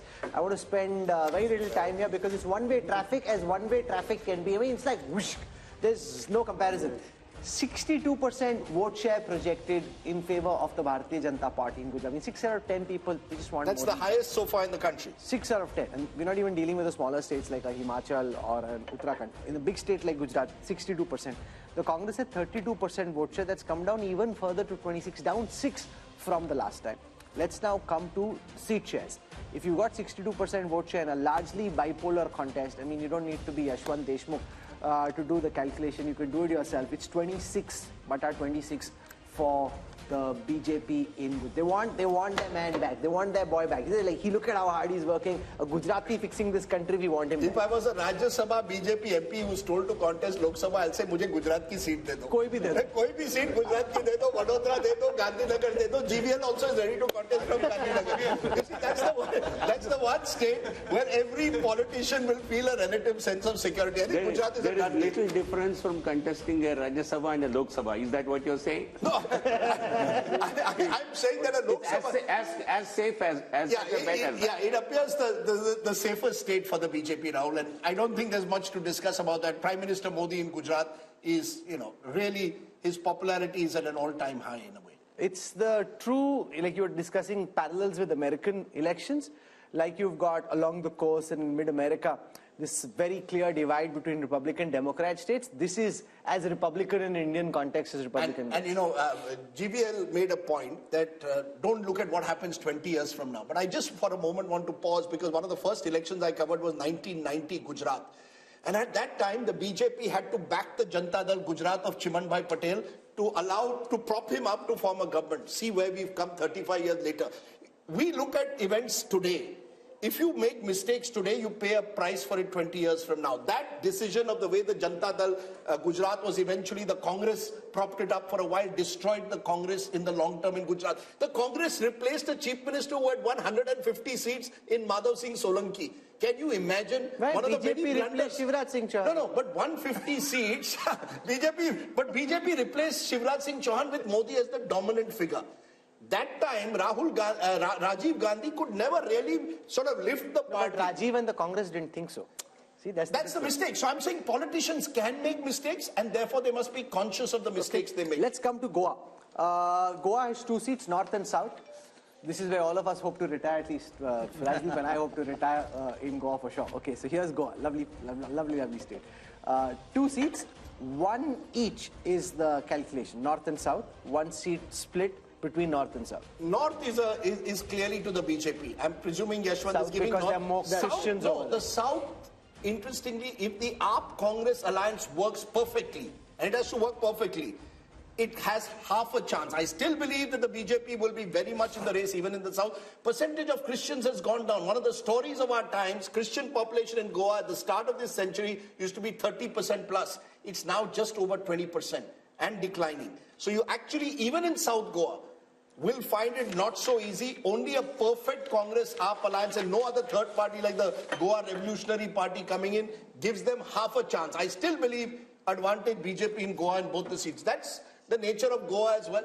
So let's look now at the projected seat share of the West and the projected vote share of the West. I'll start with the vote share projection. Axis My India predicts for the India Today group that the NDA would end up with 48% vote share if you aggregate the states of Gujarat, Maharashtra and Goa. The India Alliance at 38, a 10% gap here for the NDA. Converted into seats, the NDA is at 51, the India Alliance at 27, and why it seems that this is not as one way as the North is because Maharashtra is sticking out as the one state where the BJP's dominance is not quite what the BJP top leadership would like to believe. But look at the story, Rahul, the Northwest monsoon. 154 in the North, 51 in the West. You're almost home and dry. Between the two, you're slightly below where you were in 2019. There you won 230 plus. You're slightly below because of Maharashtra in particular, but you're still almost there. 400 par kaise hoga? We haven't come to the east. We haven't come to the east. We haven't shown the big picture there. So that's just we're halfway through this show. So we'll slip into a break. When we come back, we'll show you what's happening in the east of India, and then there is the big national picture. Stay with us.